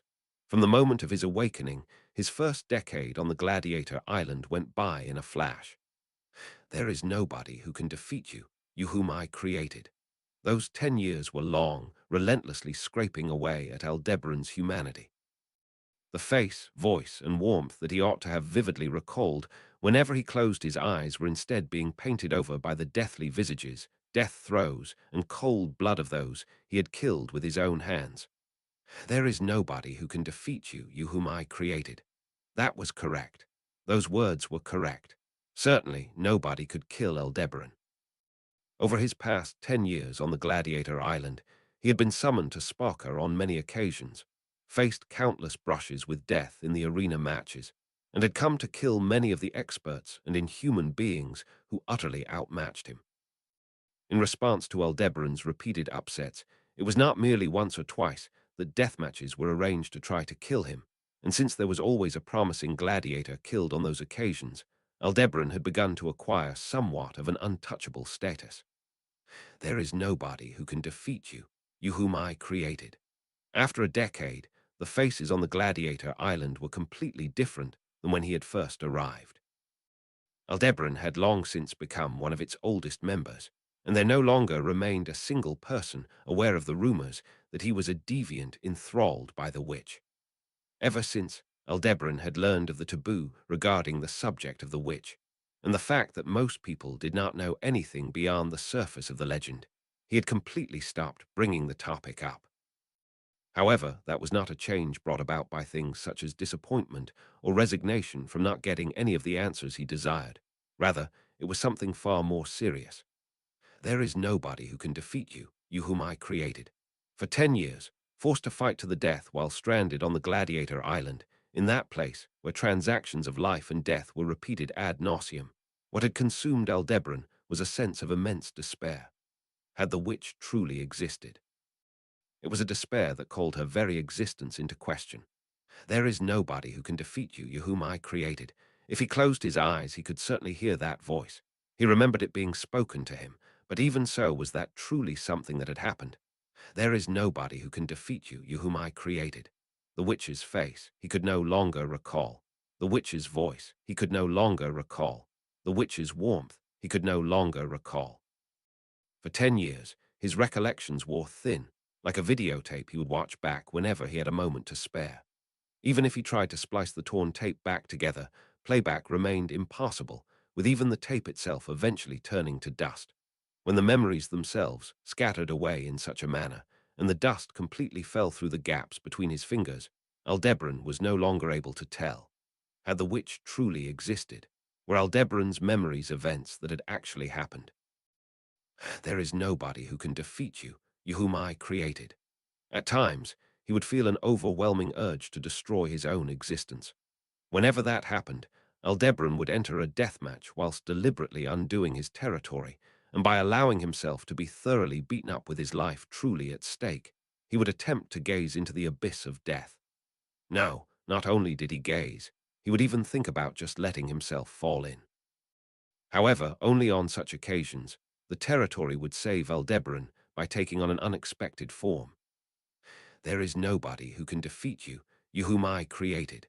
As if to validate the words of the witch who possibly did not exist, there were several times when an opponent on the verge of killing Aldebaran abruptly succumbed to mental collapse right before his eyes. Each time an opponent's eyes went white, having lost both sanity and fighting spirit alike, Aldebaran would feel as if there were some invisible force keeping him alive, and overcome with frustration, he would lop off the opponent's head. Even after a decade, Aldebaran still did not understand the purpose for which he had been kept alive. On the contrary, he was not even sure if there really was anything that had tried to keep him alive. There is nobody who can defeat you, you whom I created. Only he was terrified that everything that had shaped him was a lie, that the witch's efforts and words had never truly existed, that Aldebaran truly was just a lunatic enthralled by the witch. With such self-doubt gnawing at his heart, he endured many years of sleepless nights. There is nobody who can defeat you, you whom I created. Those words once served as Aldebaran's lifeline, the very foundation upon which his being had been shaped, but now they were terrifying beyond recognition.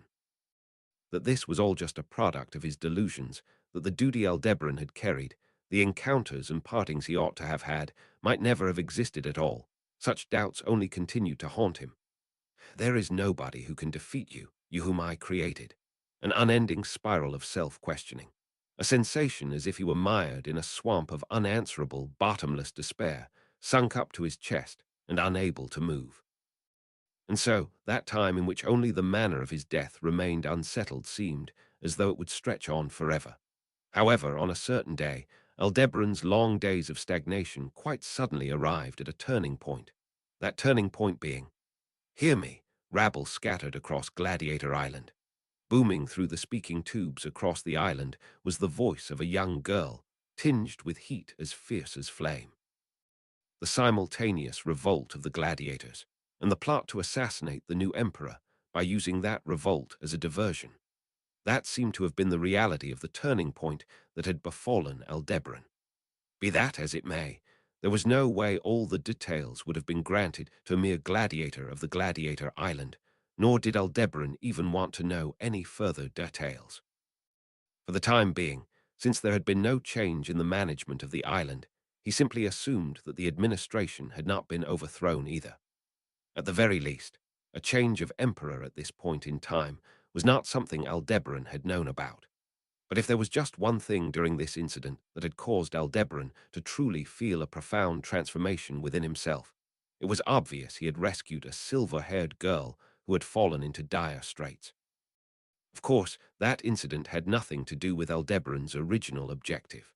The silver-haired girl was a young dog person whom he had happened across, and she had no connection whatsoever to the silver-haired individual with whom Aldebaran had been involved. However, the fact that he had saved that girl, and the voice of the flame-like girl amidst the revolt that had demonstrated an attitude of selfishly following one's own path, had allowed Aldebaran to make up his mind. He would venture beyond this closed-off world in order to verify the existence of the witch. There is nobody who can defeat you, you whom I created.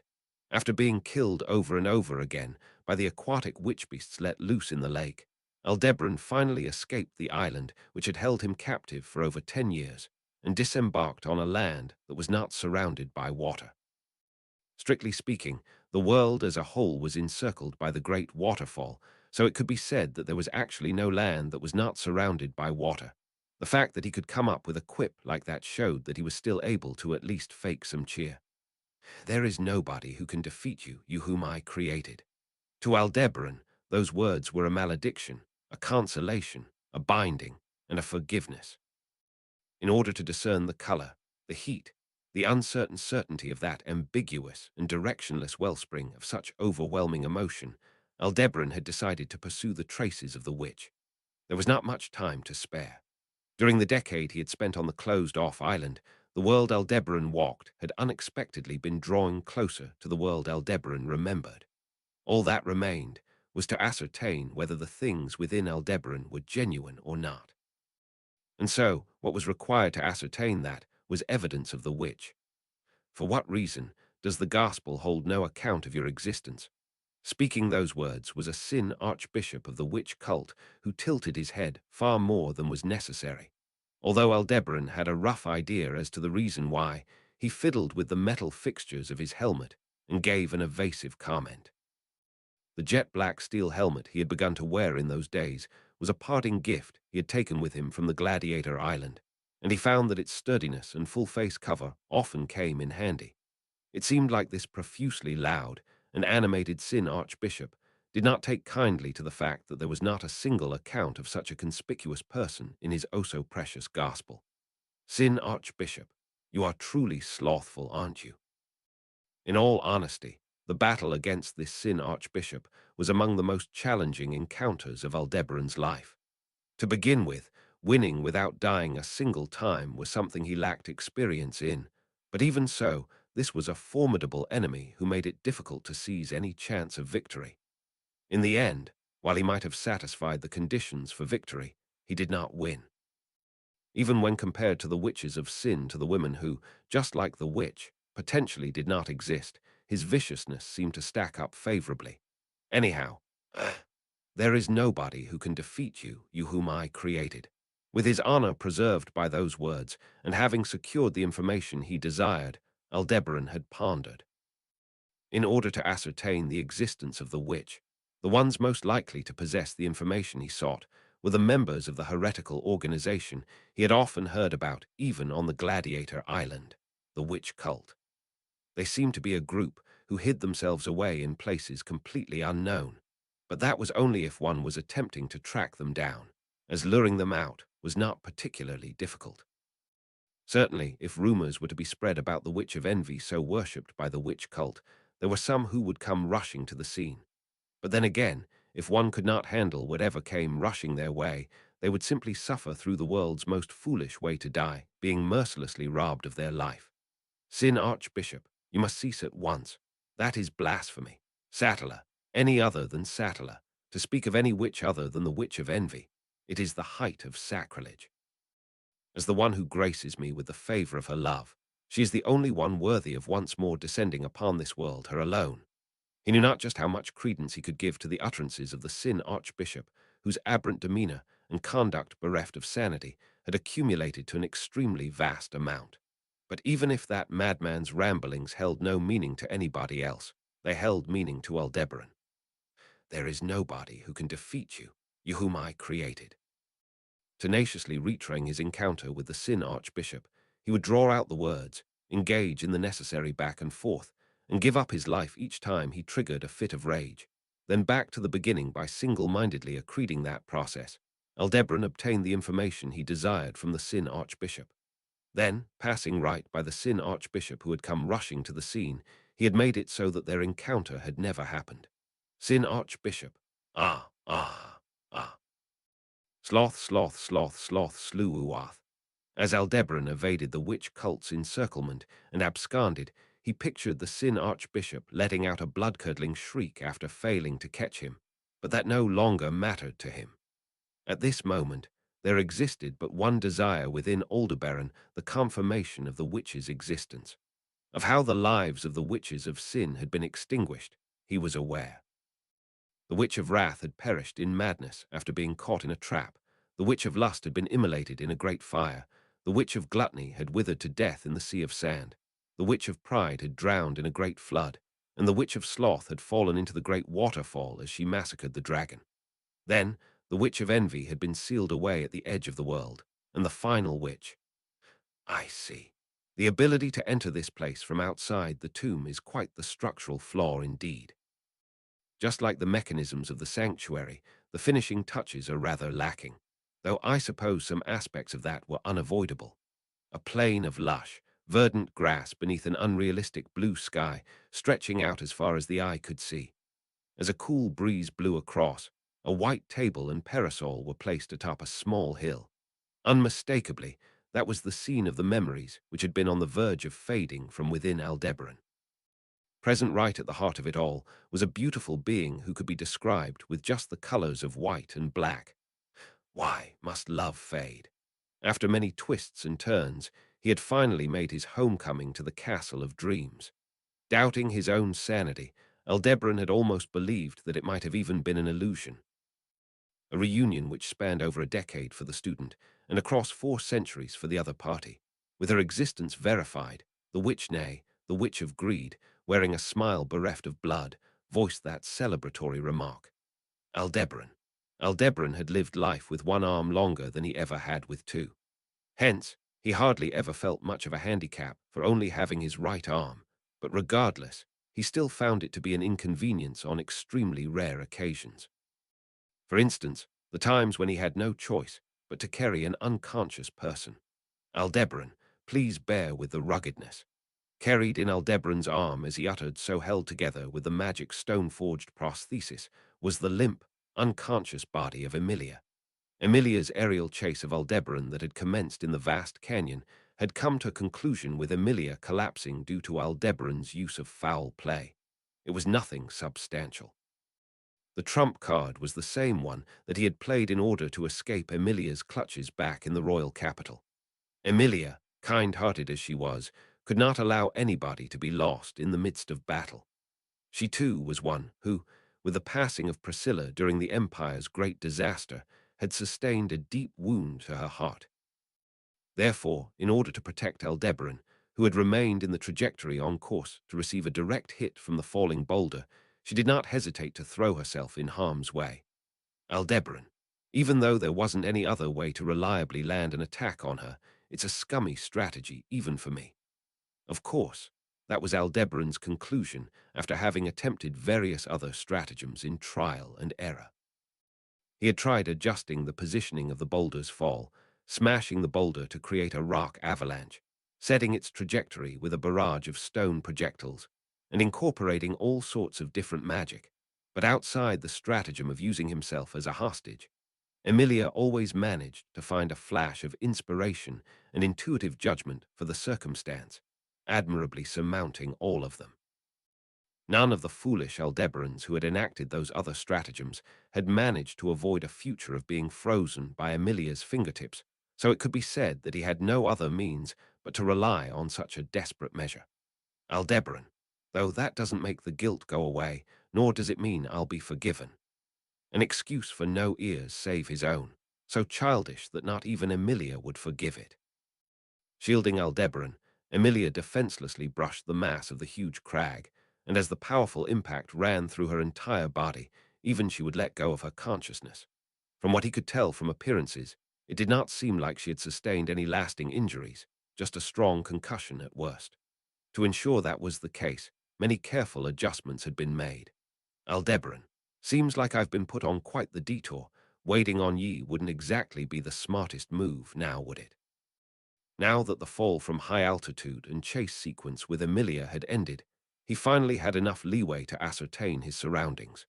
What he had gleaned by doing so was that this place was likely the Agzad Canyon, the largest canyon in the entire world, and the fact that he had been placed at a significantly different elevation from his destination of the Grand Margalade Geyser. They were already past the national border with the Kingdom of Lugunica and were well into the Kararagi city-states, but it would take a considerable amount of time to climb back up the thousands of meters he had fallen so that he could return to his original route. Besides, Aldebaran, setting Alter aside, is it even possible to reconvene with Roy and the old man? Amongst the henchmen he had pulled ahead from, he had no anxiety regarding Aldebaran's strength, but he was greatly concerned about the abilities and humanity of Roy Alford and Heinkel. Of course, Roy's actions were restricted by the curse mark, so he would not break the rules if he valued his own life. Aldebaran, either way, the best I can do is expect everyone to gather at the meeting spot. The maximum priority for Aldebaran was reaching the Grand Margalade Geyser and accomplishing his objective. He would need to borrow Aldebaran's strength for that objective, but in the worst case, it was not as though he had no means by which to do something about it, even without Aldebaran. In addition, the power of Roy's authority of gluttony was indispensable to dealing with the aftermath of the calamity he had employed for the sake of this plan. Hence, he would need to find a way to reconvene after he fulfilled his objective, and somehow get them to follow his instructions. Aldebaran, trying to avert secondary damages only to cause tertiary and quaternary damages. Some help I am. Spilling those words, Aldebaran inclined the wings of stone on his back, and while maintaining his speed, he slowly descended towards the bottom of the canyon, and by the bank of the great river running through, he somehow managed to make a smooth landing. That was a lie. He had crashed and burned 6 times while carrying Emilia, and on the 7th attempt he finally succeeded in landing. Aldebaran, it'd be a laughing matter if I became unable to get back on my feet here. One time, he had been incapacitated not only in his legs, but from the waist down, which brought him dangerously close to total paralysis and made him incapable of gulping down his poison. He had managed to roll himself into the river and drown to death, but he did not wish to repeat the same failure. In any case, Aldebaran, I'm sorry, Emilia, Lil, miss. To ensure she would not drown if the water in the great river rose for some reason, Aldebaran laid Emilia down not on the ground, but in a cavity of the cliff face that was a bit higher up. And in his final comment before leaving her there, he slightly hesitated on how to call her. Hesitating, he ultimately settled on referring to her, as he usually did, as Aldebaran. Now that their relationship had lost its rightful form, he did not have the courage to address her in any way that pertained to the true relationship between the two of them. Aldebaran, HK. Right after cursing his cowardly self, Aldebaran was struck by a dizzying headache, clenching his teeth. Having overcome a difficult situation, the moment he let his mind relax, the debts he had accumulated began threatening to erupt. Doing his best to hold that back, he gave himself 10 seconds to take deep breaths before gulping down his poison, repeating that over and over. He stabilized his mind. Albeit, even if he could give his heart a breather through this method, it was unable to grant a rest to his body, and in particular to his brain. In real time, he had already kept his brain constantly running for nearly 100 hours. Along their journey, Aldebaran had used its healing magic on him to conceal that reality from his mind, but until his body and mind completely shut down, this overheating would likely not subside. Be that as it may, he persuaded himself to just hold out for a little bit longer. There is nobody who can defeat you, you whom I created. Aldebaran, ah, that's right, teacher. Nobody can defeat me. That's right. That's precisely right. When he closed his eyes, those words were resurrected within Aldebaran's mind. Using that as support, Aldebaran would, look at that, it is, Aldebaran. It is mine, Aldebaran. Mine fragmented and indistinct, a voice sounded within him, to whom it had belonged when those words had been spoken, and just how deeply they would scorch his soul. Since he knew the answers to all of those questions, Aldebaran closed off the ears of his heart. He would not halt his tracks. So he had decided. His mind was made up. After all, he could not afford to halt his tracks, so he had decided. His mind was made up, and so the moment was just after Aldebaran, having closed his heart's ears, had at last managed to climb out of the canyon, resuming his hurried march towards the Grand Margalade geyser. Aldebaran, wah, and thus what had escaped from Aldebaran's lips was a husky exhale. It was only natural that he had let such a voice spill. After all, it was an accident that had flown in from outside his consciousness, an unforeseen event he had dismissed as impossible in the back of his mind. In Aldebaran's path, around 2 meters ahead of him, a behemoth of an icicle had been pierced. Aldebaran. Swallowing his saliva, Aldebaran looked back down at the bottom of the canyon. He understood that Emilia, the one left down there, had been the one to plunge this extremity of ice here. But the damage she had taken was severe. It would still be a few hours before Emilia regained consciousness, so in other words, this was a Hail Mary she had delivered whilst unconscious. Aldebaran, that's some outrageous persistence. Regardless, considering that, if Aldebaran had climbed up only 5 seconds faster, he would have been crushed under this ice pillar just now. It could be said that he had evaded tragedy in 2 senses. Of course, even if he suffered a direct hit, Aldebaran would redo it with his authority and draw out the result of not getting hit. But for both Emilia's sake and for Aldebaran's peace of mind, it would be best if she did not have the chance to intervene from here on out. Even so, Aldebaran. In battles, it's something that'll crop up every so often, but it's damn frightening. Even in the sparkers of the Gladiator Island, in the midst of life-or-death battles, There were times when an opponent who had sustained a fatal wound would muster all of the life force left within them, unleashing an attack that aimed to bring him down with them. Among Aldebaran's experiences, there was even someone who had tried to kill him after having their heads sliced off.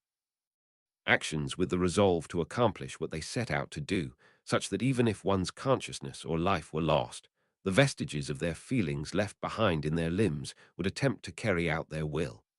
Emilia's Hail Mary just now was the form taken by her feelings of wishing to stop Aldebaran no matter what, and so, Aldebaran, wait.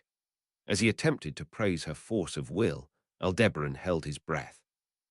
Before his eyes, the ice pillar had barely missed Aldebaran to thrust itself into the ground that was a colossal spear of ice, one that seemed like it might be wielded by a giant from legend. But for that to have been fired with the objective of killing Aldebaran was far too much of an exaggeration, no matter how one might see it. Something this massive, it was just as if Aldebaran, an anchor. Indeed, it happened right after he let that mutter slip. With the ice spear Emilia had fired as a landmark, new assassins were dispatched to Aldebaran as he attempted to push on towards the Grand Margalade geyser. That was, "Yo, helmet bastard, looks like you got roughed up pretty badly while I wasn't looking. Aldebaran, I could say the same for you, and it also seems like you've wound up with quite the foul mouth, haven't you, Philo-chan?" Having each surmounted their preliminary battlefields, they were fellows who had risen to the next stage. The combined forces headed by Philor Lugunica now, by Felt. Just like when they had hit him with a flash grenade of memories, they now stood in his way once more. Arc 9, Chapter 54, Warlock vs. Witch. Translated by Archbishop of Transportation, proofread by Archbishop of Masculinity, Archbishop of Shipping, Witch of Umbri, Art Sources, Magician. Just like you, I am a complete failure of a girl. Aldebaran would never forget the somber expression upon the witch's visage as she spoke those words, and so he had thought. Did even the witch, with a face that seemed to know just about anything and everything concerning this world's providence, with demeanor that seemed to disseminate the roots of knowledge through every nook and cranny of this world, who conducted herself with an air of understanding every aspect of the universe, did she too have moments in which she grieved her own powerlessness? Which, of course I do. If you would like an example, then your very existence. The very fact that you are currently like this is proof that I was lacking after all. Hearing that, Aldebaran's feelings were complicated. Within Aldebaran, this witch was a great existence, and though he was loath to admit it, she was even a tremendous one. Although there were few to whom he could compare her, she was someone who always felt greater than any comparison. For that witch to consider herself a complete failure was of no joy to him whatsoever. Only, if the witch had been bereft of such self-acknowledgement, her current relationship with Aldebaran would not exist. If the witch had been in any position to not deem herself a complete failure, which, then, you and I would have simply remained in our rightful places. You are free to daydream about a future that did not unfold in such a manner, but unfortunately, you ended up being dealt the worst fate of all. Though I am sorry to say, it was rather fortuitous for myself. That deliberately wicked phrasing seemed to be an equal blend of the witch's humor and the witch's sincerity. As for which one it actually was, he could not tell. After all, always boasting of her inability to comprehend the human heart, the witch's true feelings were unclear to even Aldebaran, who had been in her company for so long, leaving him with nothing to latch onto. But supposing the witch's words were correct, it was rather strange. After all, even though the alignment of the stars was at its absolute worst for Aldebaran in his current circumstances, he did not consider his days with the witch to be a misfortune. Though certainly, with her putting him through the experience of being killed 1,000,000 times under the guise of being a trial, calling him by a name he disliked, even after objecting to it in disagreement, there was no doubt that these circumstances were far removed from any ordinary notion of happiness. Which, to think you could find value in living alongside a complete failure of a witch, you are truly a pitiful child. This was a complex muttering, containing both self-deprecation alongside a firm deprecation of the other party. However, Aldebaran would not fail to hear the gentle timbre that could not be fully concealed therein. Even if they were meager, even if they were easily lost in the mix, even if they were difficult to understand, earnest emotions did dwell within the witch. Searching for evidence as a basis to believe that was a pastime of Aldebaran's. In truth, he did not really know for sure. It might have just been a misunderstanding or a misconception.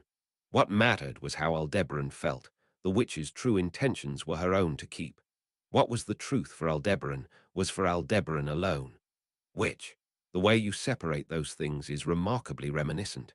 As expected, the thing known as influence is not to be trifled with.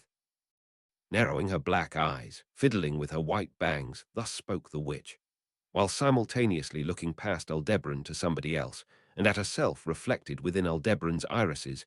The witch muttered those words reminiscently. Influence, it was only natural for such a thing to exist, in birth and in upbringing, in Aldebaran and in the witch. Failure, inadequacy, imperfection, was that past of hers really so shameful for the witch? Was it a curse for him to think that, thanks to it having turned out that way, his days with the witch were able to continue? If only one thing could be said, it was, witch, Aldebaran. A reunion spanning a decade for Aldebaran, and stretching across 4 centuries for the other party, when the figure of the witch, nay, of the witch of greed, present amidst familiar scenery, was one that contradicted the complete failure she had spoken about back on that day. Aldebaran was overcome with unbearable feelings of loss and despair. Fiddling with the metal fixtures of his black helmet, Aldebaran surveyed the situation. Before his eyes, having used the almost divine colossal anchor of ice as a landmark, the lineup of personnel boldly squared off against Aldebaran. The group opposing him was one centered around Philor, no, around Felt, so Aldebaran made no effort to question the meaning of them having assembled here. Even without needing to ask, he understood. Roy and Heinkel had been defeated. He could not imagine that even Aldebaran had been defeated, but since the dragon had not hastened here, it seemed that it was being contained through some means. On top of defeating the Sin Archbishop of Gluttony, even if he may have been restricted with his authority, and with the no-killing rule, the fact that they had even devised a countermeasure for the divine dragon was quite honestly beyond Aldebaran's imagination. Just what sort of stratagem had they prepared? He would likely not get an answer even if he asked, but times 246. Aldebaran, no matter how you slice it, a witch factor's just way too far for your resolve, Lil Miss Petra. HK. At Aldebaran's straightforward remark, an air of tension ran through Felt's group.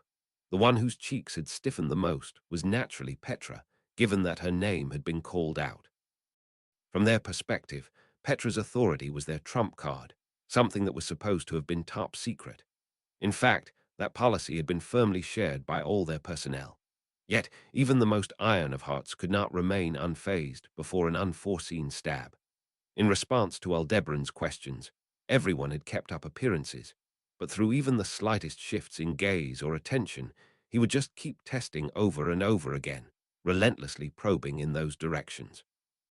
As a result, by pursuing the minute differences in their reactions, Aldebaran had arrived at the answer he desired, standing steadfast before him. Though he had been considerably shocked when it turned out to be Petra who had taken in a witch factor. Aldebaran. In the first place, I predicted that when either Lil Miss Petra or Lil Miss Maylie read that, they'd be completely incapable of returning to the front lines. Having sealed Natsuki, Subaru, and Beatrice away at the Pleiades watchtower, and after getting Garfield and Ezo out of the way, Aldebaran had let Petra and Maylie go without any harm. Not only was that because there had been no need to eliminate them, it was a stratagem in anticipation of what was to follow. In order to keep Reinhard contained, it had been absolutely necessary to manifest the Witch of Envy. As the trigger for that, Aldebaran had selected Petra and Maylie as the candidates to read Natsuki Subaru's Book of the Dead. In reality, the intrusion of the Witch of Envy had granted Aldebaran a way out from his prolonged fight against Reinhard, successfully eliminating the greatest obstacle to his plan. However, Aldebaran, even though reading anyone's book usually has a high chance of causing a mental breakdown, to think she was able to endure reading Natsuki Subaru's Book of the Dead. A precedent did exist. Aldebaran happened to know that all too well, but even so, The reason he did not believe that anyone could accomplish that same feat was due to the absolute nature of death. The Book of the Dead belonging to Natsuki Subaru was a special grade cursed object that, depending on the situation, could be used as a trump card to defeat a higher level opponent. It was highly unlikely that there were many who could face it without having their hearts shattered. Aldebaran. Or rather, I've got a bad habit of underestimating others. Regardless of what Aldebaran thought, it was a matter of fact that Petra was now standing here. Not only had she avoided having her heart shattered by the impact of reading the Book of the Dead, she had even gone so far as to perform the outrageous act of housing a witch factor within herself. In all likelihood, the experience of reading the Book of the Dead had led Petra to doing so. There is nobody who can defeat you, whom I created. Flashing through the back of his mind, those words of the witch were intended to rouse Aldebaran's spirits, never to fill him with arrogance or cause him to stumble. If he got that mixed up, Aldebaran would lose the witch for good this time. This time for good, he would lose the witch who, reduced to the witch of greed, had lost the heart she had certainly once possessed. Aldebaran. In the end, I guess I just can't leave fate in the hands of others. Suppressing the sentimentality gripping his heart with deep breaths, Aldebaran faced forward. The enemy was strong, the obstacles many, he was bereft of allies, with nothing to be proud of. Even so, he decided to proceed. That instant, aura, ablaze with rage, the stout fist of the golden tiger furiously drove into Aldebaran's head. God, Buddha, Ard Lagna. For as long as I live, I hereby vow to never partake in celebrations. 61 people in total.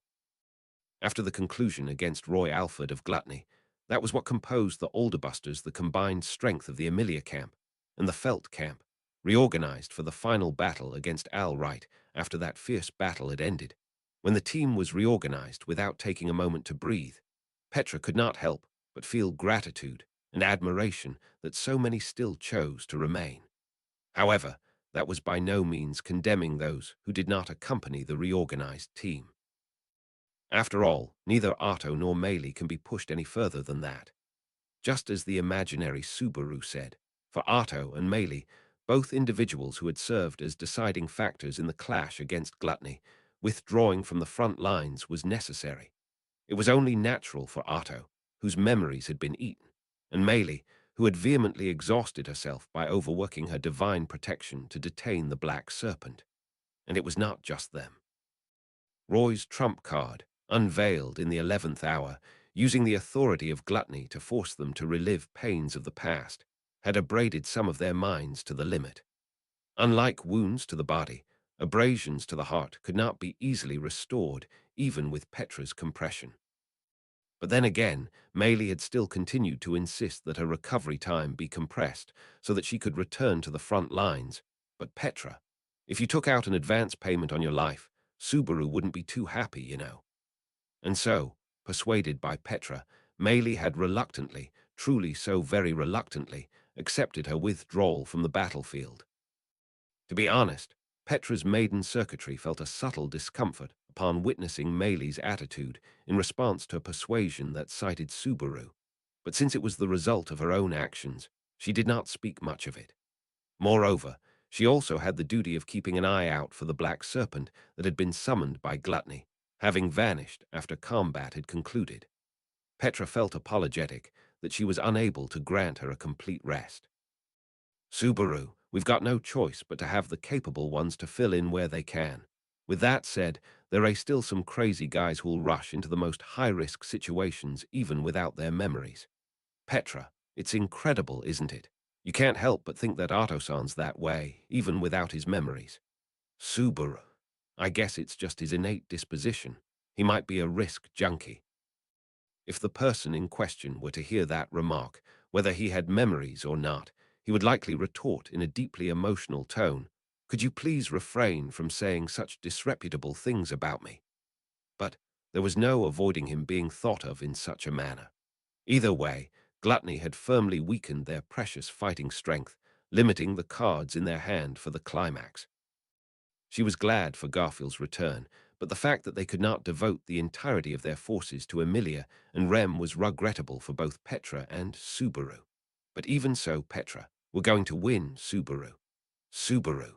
Yeah, let's go and win. After all, we can't let everything we've built up to this point be for nothing. Guard, Buddha, Ard Lagna. For as long as I live, I hereby vow to never speak of my dreams to another. Aldebaran, in the end, I guess I just can't leave fate in the hands of others. An off-handed remark, yet with a tone carrying resolve, that which was spoken by Al had served as the signal. Garfield, Aura. With the raging Garfield at the vanguard, the Alderbusters simultaneously sprung into action. Keeping her eyes trained over those movements, Petra grasped her hands tightly over her chest. With the ice anchor Emilia had fired as a landmark, Petra had compressed the distance to the current location with the Alderbusters in tow, barring Al's path once more. In all honesty, the fact that Emilia and Rem were not present, and the fact that the Kanoichi assigned to accompany Al, who had unexpectedly been carried off with him, was nowhere to be found, was certainly a cause for concern. But Subaru. Al's side has no reason to lift their no-killing restriction. Using that as reassurance, perhaps that was placing a bit too much hope in their opponent's abilities and convictions. But when considering Al's fighting style with his authority of turning back time, until this point, that was the foundation. Since his authority was far too strong in a sense, Al had gotten away with being underestimated by his opponents up until now. And that premise, even now that his allies had been stripped away from him, ultimately would not change. Garfield, Gaga. Having rushed straight ahead without any preparatory movements, Garfield raised his voice in pain. The reason for this was his collision into a stone slab that had suddenly appeared along his trajectory. Having slammed his face into the stone slab that had preempted his initial strike, Garfield's body rolled over midair. And slipping past from underneath Garfield, Al moved to intercept the fighting strength which followed after the Golden Tiger. Coming after him was the trio of Ram, Flam, and Grassis. Subaru. Oddly enough, it's the pink-haired sisters. Well then, how's it gonna go? 37. Intercepting Garfield's rush with a stone slab, he slipped underneath as the former reeled backwards. The timing had been unexpectedly tight. If the stone slab was deployed too early, it would have been easily pulverized, and deploying it too late would allow Garfield to pass right by it.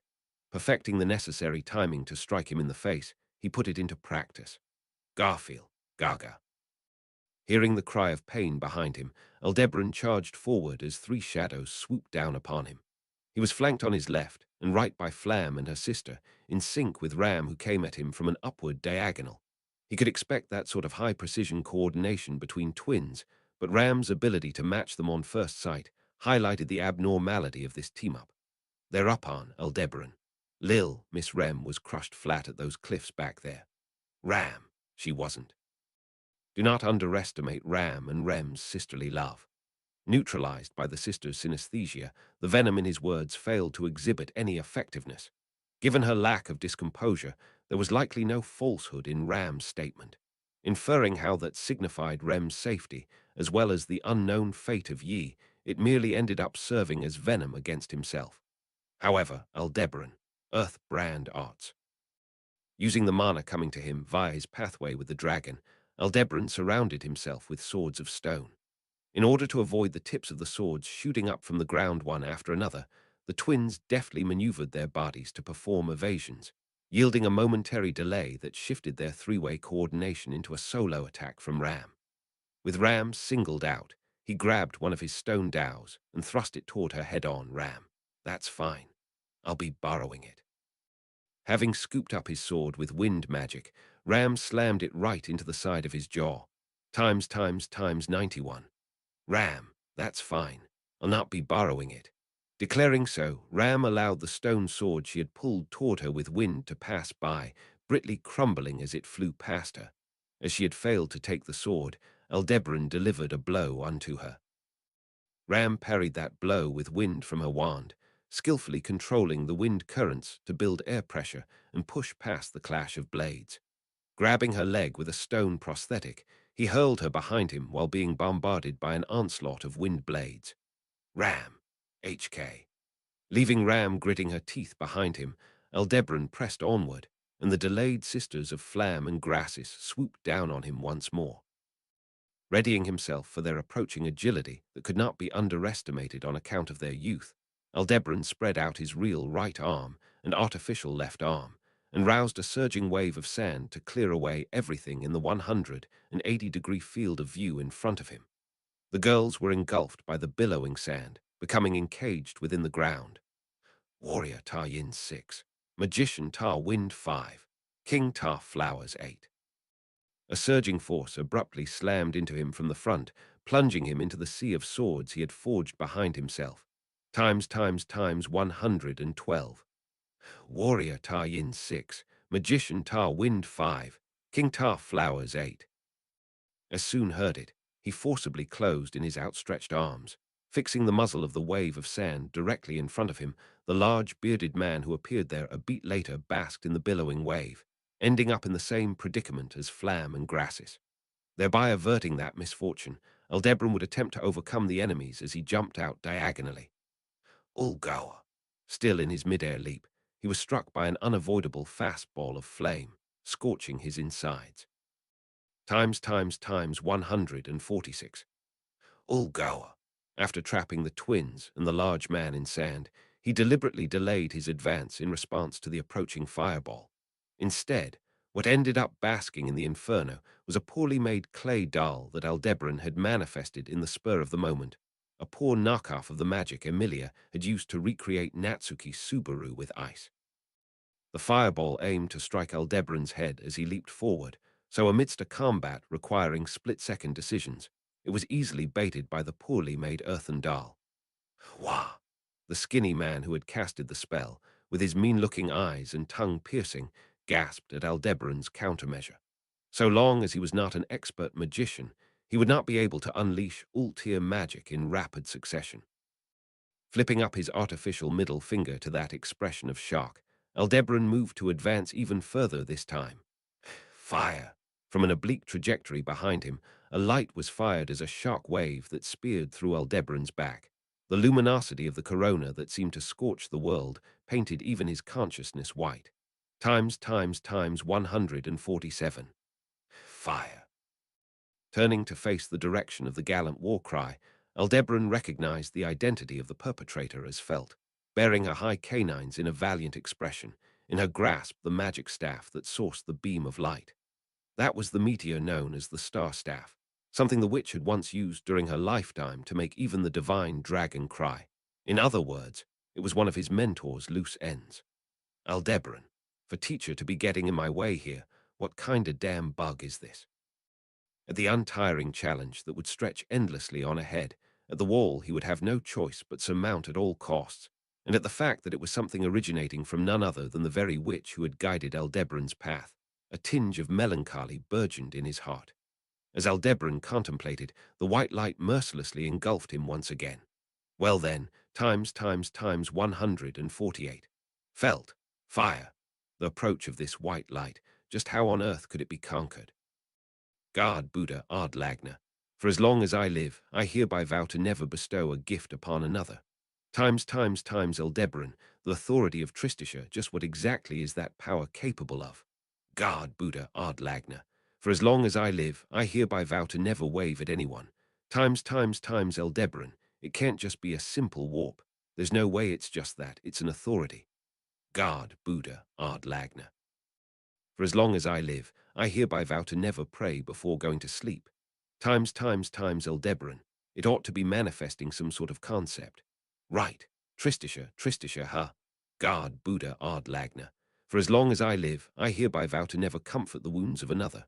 Times Aldebaran, feeling blue, a downer, cloudy skies, depression, feeling crushed. God, Buddha, Ard Lagna. For as long as I live, I hereby vow to never find joy in a clear sky.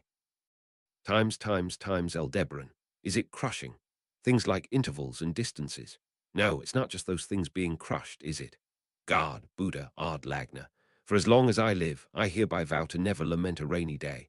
Times Aldebaran, it's crushing and filling in the insufficient time for thinking, isn't it? But which factors aren't? God, Buddha, Ard Lagna. For as long as I live, I hereby vow to never gaze upon a rainbow in the company of another. Aldebaran, which factors aren't anything so convenient now, are they? That instant, hearing Al's words as he broke through the encirclement of the Alderbusters to finally stand right before her, a chill ran down Petra's spine. She was unable to actually see Al's eyes, concealed by his steel helmet. Yet, their eyes did meet. That sensation made Petra feel as if her innermost thoughts had been laid bare, a sense of urgency gripping her heart. It seemed to be exclaiming that somehow Al possessed a deeper knowledge of the witch factor than even Petra. Subaru, Petra. Which tar flowers ate? Petra, HK. As the command of the cornered, husky voice overlapped with the cry of her beloved within her mind, Petra performed compression on the hesitation that had sprouted within herself. Before distancing herself from Al to escape his clutch, that entire process was compressed, separating them in an instant. Aldebaran, oi oi, so you can even crush space for yourself. Petra turned to look back, having vanished from right before Al's eyes, and watched as he clicked his tongue at his failure to catch her. As Al's shoulders heaved up and down, his distance from Petra had been set back to square one. Between the two of them as they glared at each other, the Alderbusters, whom Al had exhausted all his efforts to overcome, rose to their feet. In order to reach Petra once again, he would have no choice but to surmount the same hurdles. However, Petra did not feel as though she had bested him in the slightest. Subaru. Petra, what Al just said a minute ago, Petra. I know, he really is resetting. Hearing the words of the imaginary Subaru as he floated beside her, Petra narrowed her eyes and gave a nod. It was not as if she had really been doubting it up to this point, but after witnessing Al's turning back time firsthand, she could not help but feel astonished by how extraordinary it was.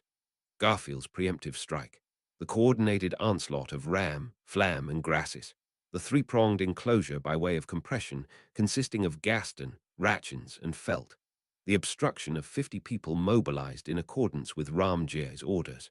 Al had flawlessly dealt with it all. He had surmounted all of that with nothing but the most optimal of solutions. Subaru, though our compression of thoughts should be able to produce similar results, Petra, that's just thinking as hard as possible in order to come up with the right answer. As expected, it's a bit different from the powers that Subaru and Alsan hold. Subaru, if that's true, I guess I should be this strong too. Scratching his head, Subaru lamented his worthlessness. But Petra did not see it the same way. Subaru, in his own Subaru way, had confronted his own authority head-on, and holding tight to the many that ought to have been lost, he had saved Petra and the others. There was not a single shred of worthlessness about him. And on the other hand to that line of thought, Petra, how many times did you need to restart before you got the chance to reach your hand out towards me? As far as Petra was aware, Al's strength as a warrior was modest, that was to say, it fell far short of the likes of Ram and Garfield, on a level that could not even contend with Heinkel. Nevertheless, Al had made sport of the Alderbusters all by himself, and was on the verge of putting them into checkmate. Subaru, not even just 10, he might already be on his 20th try. Petra, I think it might be a bit more. Hearing Subaru's naive estimation, Petra anticipated the possibility that it would have actually been 10 or 20 times that.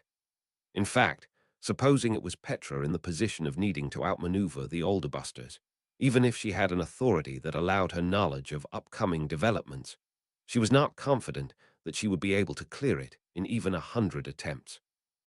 Not to mention, Al had also managed to sidestep Reinhard, even if he had also needed to borrow the dragon's strength to do so. In order to accomplish such a feat, just how much of one's heart would one need to kill? If Al's turning back time was truly what Petra and Subaru envisioned, if it was truly a power that came at the cost of death like Natsuki Subaru's, then standing there was a dreadful warlock, masquerading in frivolity. Al had already conquered the fear and loss of death. No, there existed no human capable of conquering that. If it had to be said, it was not conquest, but numbness.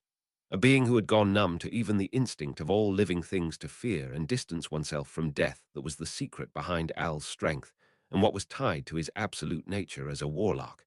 In order to surpass that absoluteness, she too would have no choice but to pay a worthy compensation. Subaru, Petra. Petra, it's all right. Subaru, I'll be all right. He was a being who existed only within her mind. Only to the imaginary Subaru, and him alone, had Petra's secret been revealed, one that had neither been disclosed to any of the Alderbusters, nor to any members of the Amelia camp. It was something that the warlock before her, deeply knowledgeable about witch factors as he was, had said to her. Upon the one who styled herself the Witch of Tristisha, the likes of a convenient fate smiled not. Petra, even so, something like that isn't any reason for me to stop. Deceiving even herself in such a manner, Petra late the Witch of Tristisha exercised her authority. In exchange for interfering with the rules of the world, the existence known as herself was relinquishing its future. No matter how precious and irreplaceable that future was, the newly birthed witch did not hesitate whatsoever. 7011. Petra, even so, something like that isn't any reason for me to stop. Seeing Petra's lips spin those words from afar, Aldebaran could not help but take his hat off. He did not go so far as to actually remove his helmet, but it was to the point that he wanted to do so.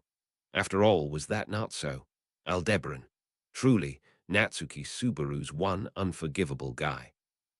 Grinding his teeth, Aldebaran, in his clash against the combined forces, it seemed like they called themselves the Alderbusters. He liked the flare, though he did not wish to consider its origin. Anyway, in his clash against the Alderbusters until this point, he had uncovered that Petra had taken in the witch factor of Tristisha, along with the majority of specifics of how its authority functioned. As with any battle, it was essential to gather as much accurate information about the opponent as possible. This was especially true in battles against sin archbishops or witches, and it was often the case that if one confronted such an opponent without a grasp what sort of authority they were up against, it tended to end in a one-sided killing. The ability to overcome being killed in the first encounter was an advantage possessed by both Aldebaran and Natsuki Subaru. Putting that advantage on full display, Aldebaran had grasped the authority of Tristisha. It was quite the ridiculous ability. The power to crush to compress space and time was utterly unrivaled in its adaptability and irksome nature. To top it all off, it seemed like this authority was also capable of performing compression on thoughts, so even within a single second of combat, they were able to think things through thoroughly and pounce at him one after another with conclusions honed to a razor's edge. Even with Aldebaran's territory, it was a difficult problem that could not be easily solved. In fact, in order for him to just slip past a mere 11 seconds of combat, he had needed 7,000 retries. And yet, even after enduring all that, he had failed to catch ever-important Petra. Now that the same amount of distance had been opened between them, it would likely take the same, or an even greater number of attempts to reach her again. Aldebaran, be that as it may, Valga's affinity with the authority of Tristisha is just the worst. Among the members of the Alderbusters, the figure of Valga Cromwell, who had given him a thorough amount of torment, was present. While not making any use of the large build he had been blessed with, the resourceful monster had been granted an unlimited amount of time to think freely, allowing him to overwhelm Aldebaran by finding the most optimal solutions. It was a nightmarish combination, one akin to arming a gorilla with a machine gun. If Aldebaran were to dance in the palm of Valga's hand, there was a risk that he could suffer a complete defeat once again. Hence, even if he managed to rob them of their time for thinking, he would not be granted many opportunities for trial and error. Not to mention, it was not Aldebaran's intention to keep allowing them to use the authority of Tristisha. That was because the witch factor of Tristisha is a defective article. It is a one-of-a-kind factor that was prepared for the valiant, so it is not capable of compatibility with any other. From a different angle, however, it could be said that it is compatible with anyone who is willing to pay the compensation. But humans are creatures who can sell off far too much in exchange for their resolve. Information about the witch factor of Tristisha, told to him by the witch in the past. Perhaps because she had many reservations on the topic, the witch had not been very eager to divulge much concerning the two witch factors that ought to be classified as supernumerary. But after running out of patience, her explanations had been surprisingly loquacious. To make a mostly irrelevant long story short, the main points were as follows. The witch factor of Tristisha would invoke its authority in exchange for the holder's will. The compensation used by the witch factor of Tristisha could only be paid by the holder, Aldebaran, Natsuki Subaru.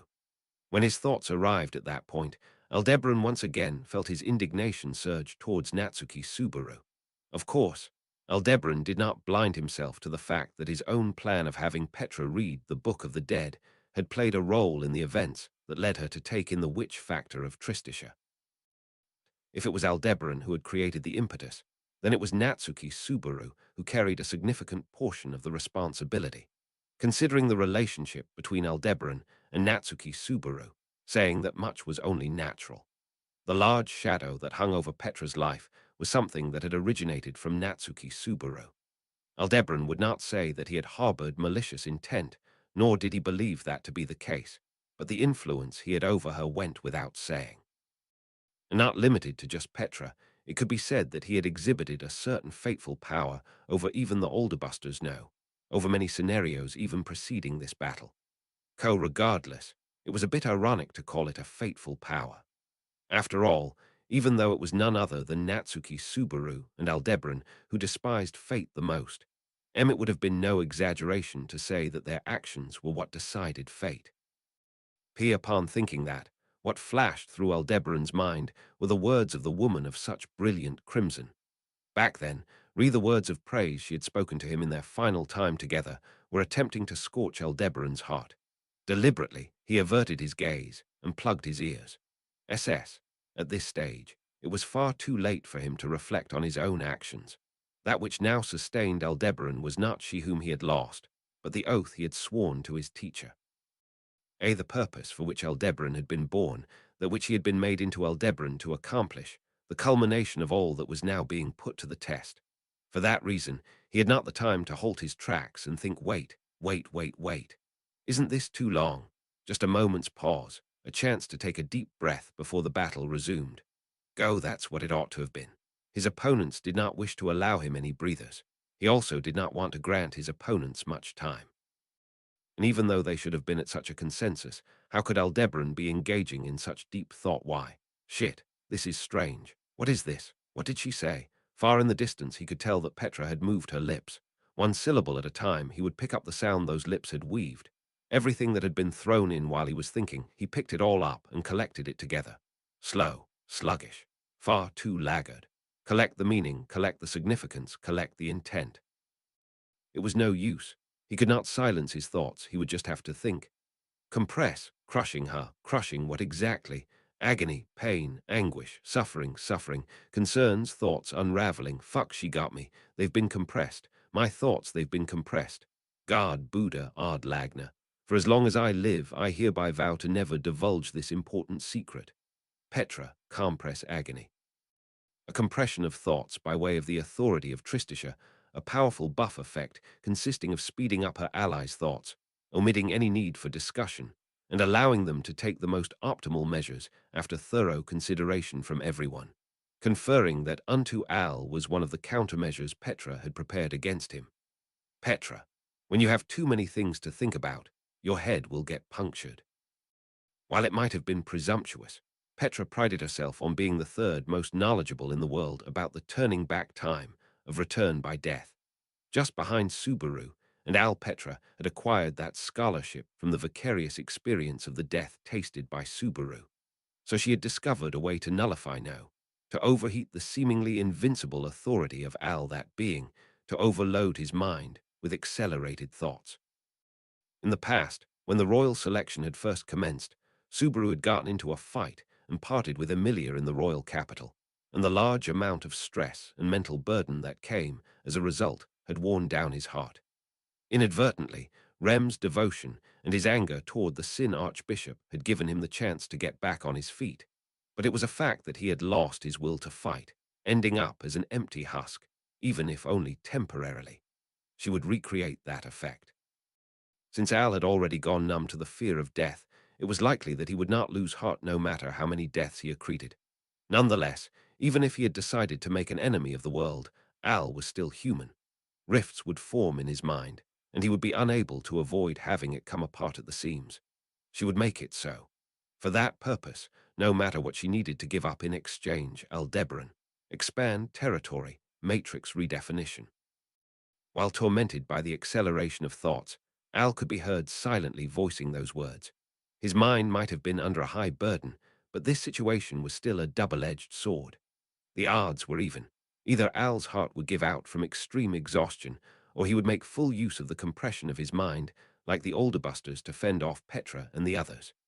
Hence, the battle from this point onward was do or die for the Alderbusters in the truest sense. Petra, everyone. It's only just getting started. Don't lose focus. Everyone, yeah. At Petra's encouragement, her allies whose interactions had been compressed cheered in response. Finding that to be reliable, she was about to look out over the decisive battle against Al starting from square one, then she noticed. Among those who had just given her that reassuring response, there was someone whose voice she had not heard. It was possible that they had just missed the timing. But feeling a peculiar sense of discomfort in that, Petra glanced over in that direction, searching for the figure of the person who had given no response. And then she found him. Petra, Ramogiuson.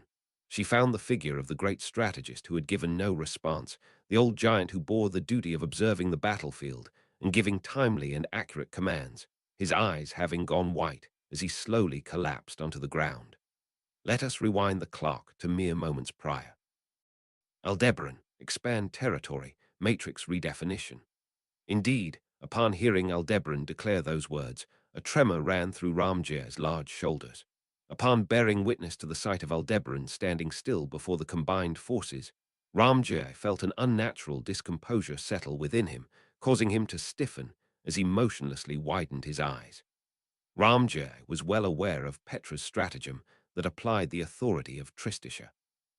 Her strategy revolved around accelerating Aldebaran's thoughts, placing a burden on his mind to fully exhaust him in one fell swoop. Ramjir had also deemed it a necessary step in order to take down Aldebaran, given his ability to perform something akin to turning back time, and thus he had promised to cooperate with it. He had harbored some apprehensions towards speeding up Aldebaran's thoughts, but since they were also compressing their own thoughts to arrive at the best possible answers, he accepted that it would just boil down to their overall strength. If that was their course of action, Ramjir also felt like he could lend his own strength. And as it so happened, the battle against Aldebaran had gone just about exactly how Ramjir had expected it to. His comrades mobilized quickly and successfully managed to drive Aldebaran into a corner. But much to the shock of Ramjir, his discomposure would commence from that moment onward. Aldebaran, expand territory, matrix redefinition. Indeed, as Aldebaran declared so, Ramjir's position shifted in an instant. No, it was not only Ramjir whose position had shifted.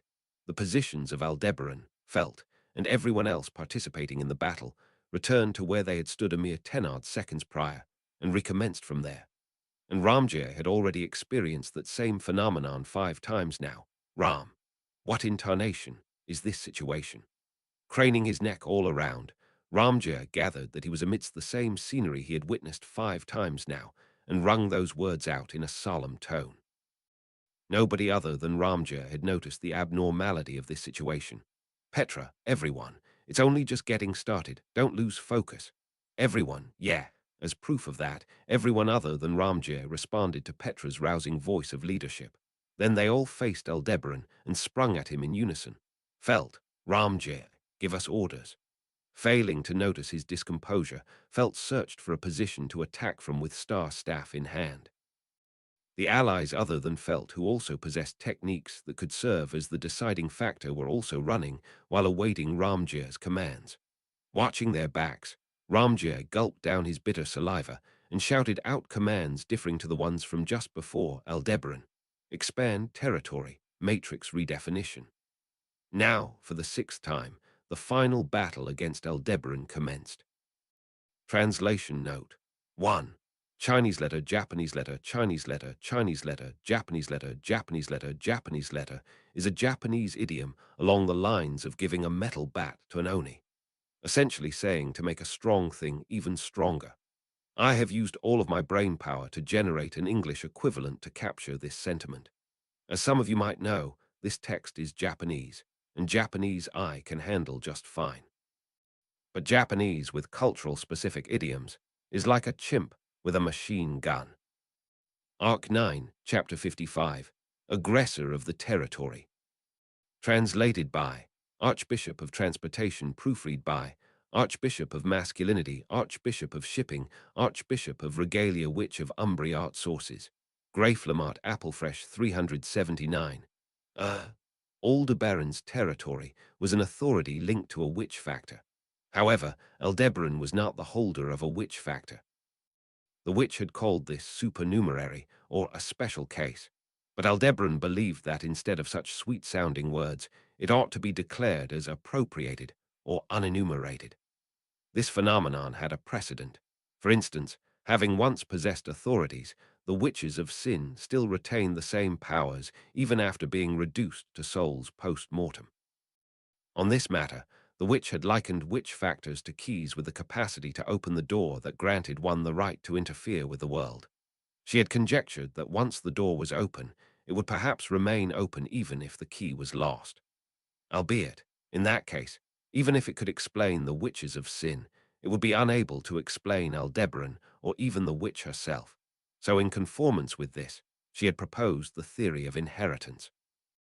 That possibly a profound connection to a being who was compatible with a witch factor would innately open the door to the right to interfere with the world, to an authority.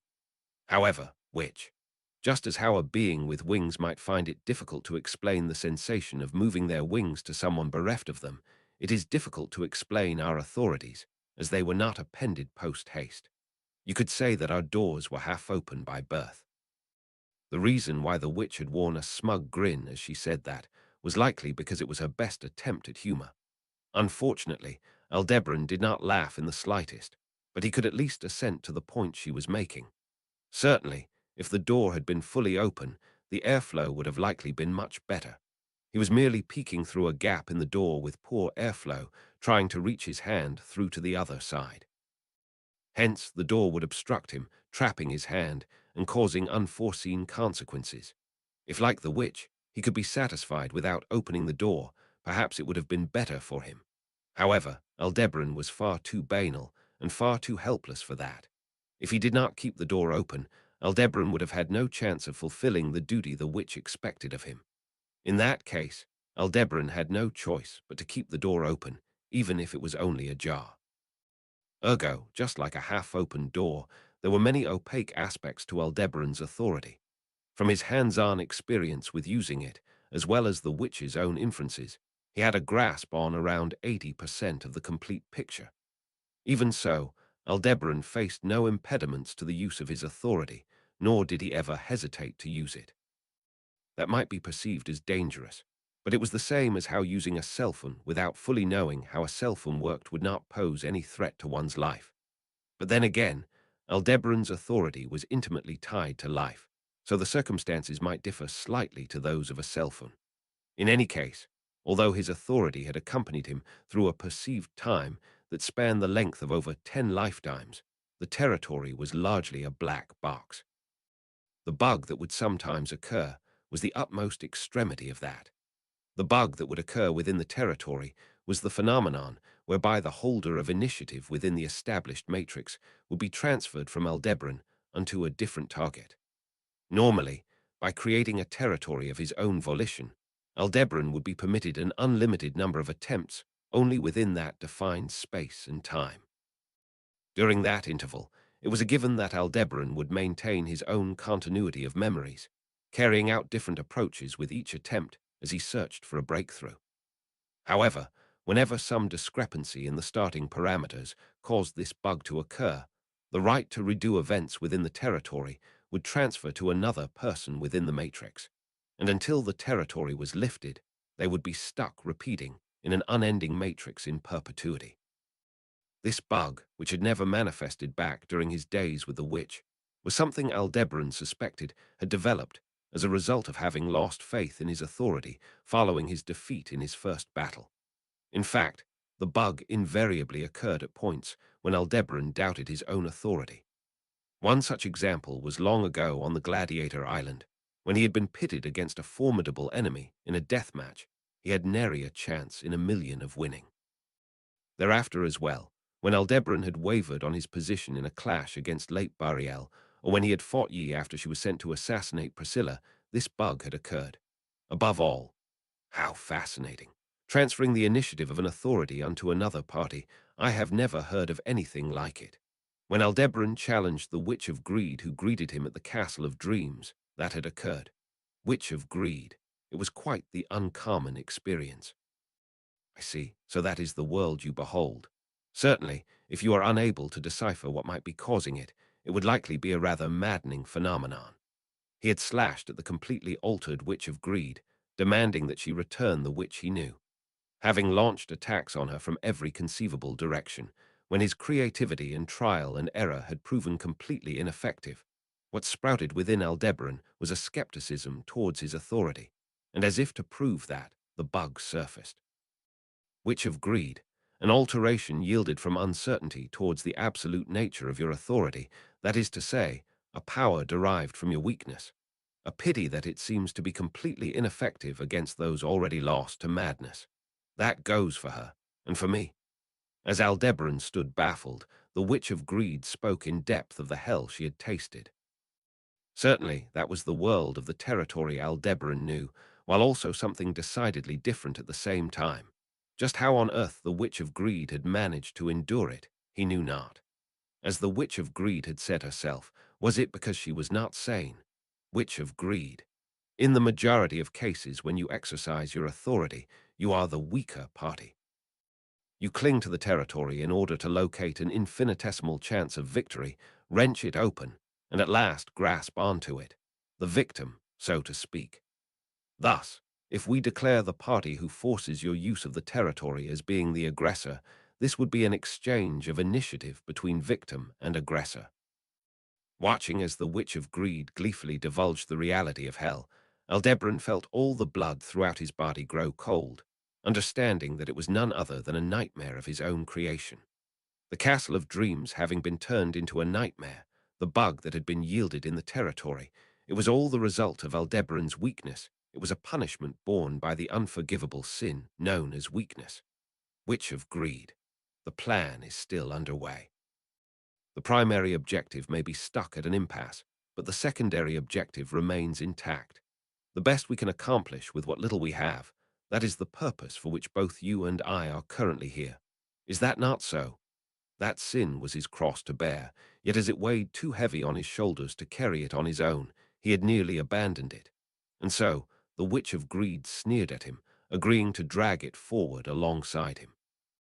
Indeed, at that smile one he had longed to see, yet one he had not wished to see, Aldebaran resolved himself. Aldebaran, I no matter what will definitely kill you.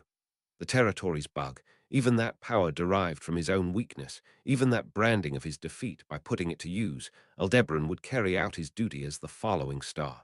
Witch of Greed, why must love fade?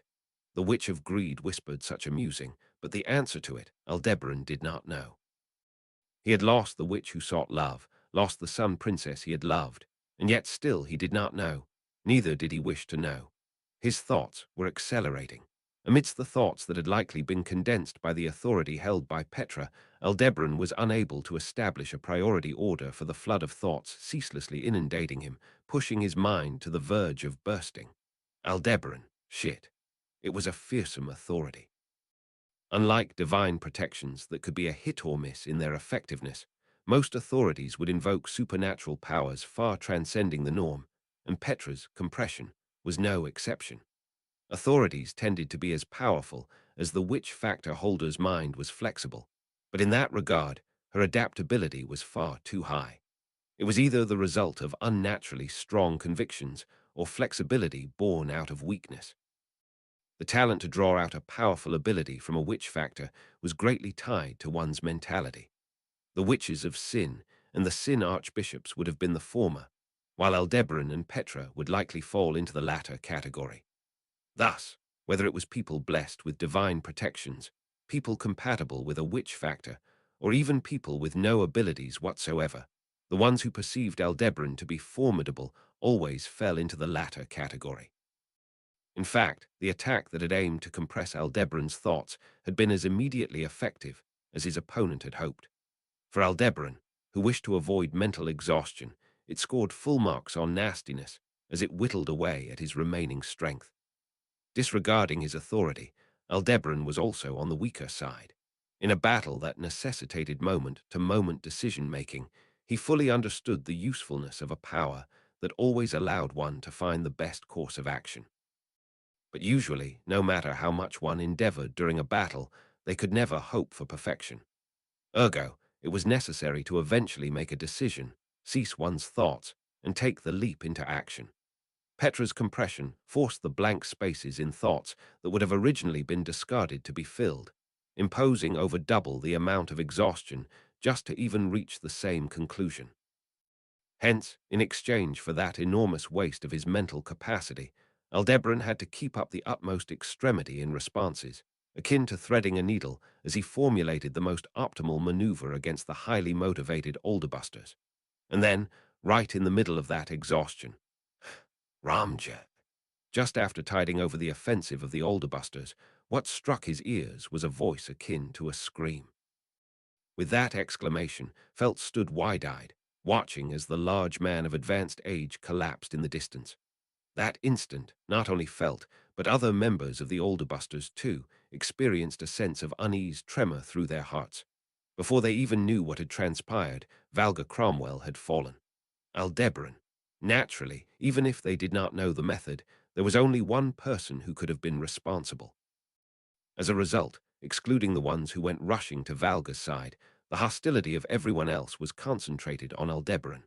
While receiving their animosity, Aldebaran, unseen to them from within his helmet, was motionlessly widening his eyes with the same shock that the Alderbusters had received. Aldebaran. He became the aggressor of the territory, didn't he? It was not as though he had aimed to activate it, but since he was the cause, he knew exactly what had transpired. The territory's bug had occurred, causing Valga, one of the aggressors, to be handed the initiative. Then it was likely that the old giant had repeated these brief, few moments enough times for his heart to be crushed. Aldebaran, TCH. At the arrival of a chance that could have been described as being rescued from the brink of death, or as a once-in-a-lifetime opportunity, Aldebaran did not welcome it. As mentioned previously, the occurrence of the bug was unrelated to Aldebaran's volition at the very least. It was not something he actively invoked. Thus, the activation of the bug was something Aldebaran took no joy in. After all, in the majority of cases, the bug would destroy the hearts of whomever it targeted. Aldebaran, on Gladiator Island, with Sir Leip, even with Yi. Facing off against Aldebaran, those who were engulfed by the territory's bug, caught in an inescapable loop of death, had all ended up suffering some mental abnormality. The gladiators whose hearts were shattered proceeded to have their heads chopped off by Aldebaran. Late Bariel lost his sanity, entirely forgetting about his long-held ambition, and Yi Tenzin succumbed to dread, and was thus transformed into his loyal servant. Having levied the condition of no killing upon the execution of his plan, the way Aldebaran saw things, the territory's bug, distorting the hearts of its victims beyond recognition, could only bring about an end synonymous with death. Hence, Aldebaran took no joy in this conclusion. Was that really true? There is nobody who can defeat you, you whom I created. The voice of the witch he had once betrayed, her expectations, her ideals, now sounded within him. Faced with the tenacity, strategy, and unity of his opponents, he exercised fear toward the 1 in a million, uncertainty toward the 1 in a billion, and doubt toward the 1 in a trillion. In doing so, the conditions to invoke the territory's bug were met. Those were, so to speak, because Aldebaran had questioned his authority himself and the witch. There is nobody who can defeat you, you whom I created. Once again, he heard the witch's voice. Then he watched as the subsequent aggressor collapsed to the ground, their eyes having gone white. God, Buddha, Ard Lagna, for as long as I live, I hereby vow to never cherish silence. Petra, Ram Ogiason. The situation shifted, and in an unfavorable direction for Petra's side at that. Watching as Ramjir's large body suddenly began to sway, collapsing to the ground, Petra greatly widened her eyes.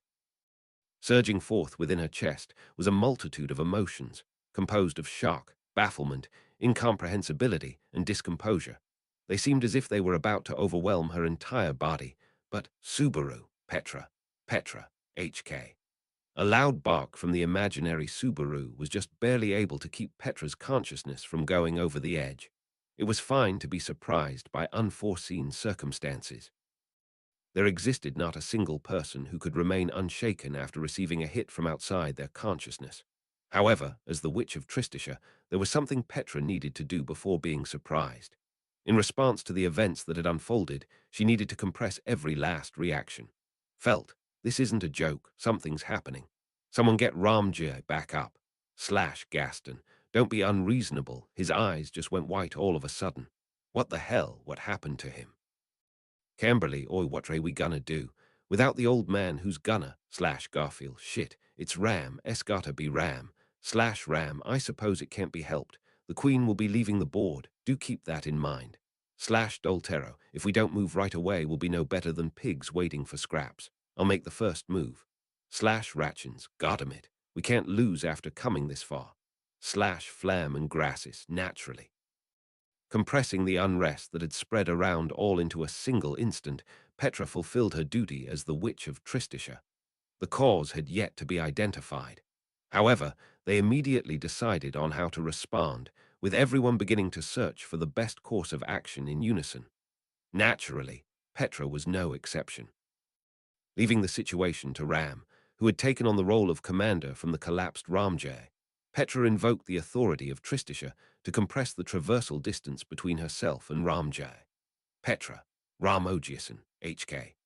Having fallen flat on his face, Ramjay's large body could not be lifted by Petra's slender arms. But peering into the side-turned countenance of the old giant, Petra choked up at the evident abnormality. Ramjay's visage appeared lifeless, giving off a sense of fatigue, as if he had aged 100 years in an instant.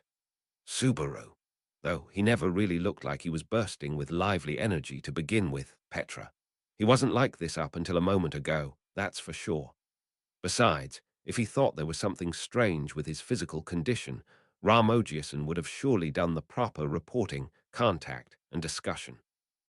Ramjay was well aware that if he carelessly concealed the abnormality in his condition, it would only serve to benefit the enemy.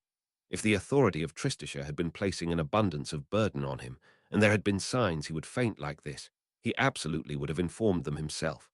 Subaru. What about the unfunny theory that Ramjay used up all his remaining lifespan due to the rapid firing of the authority? Petra. That's really not funny, so theory rejected. Still, I don't think it was my authority. Alsan had to have done something to Ramogiason. Subaru. But what exactly? Ending up at the same dead-end question, Petra and Subaru puzzled for an answer. Even now, since the older busters were operating under Ram's commands, fighting on in an effort to corner Al, Petra could not afford to divert all of her attention to figuring out Ramjay's collapse. With that in mind, Petra was about to stand back up, felt, "You goddamn idiot." That's the priority, Petra.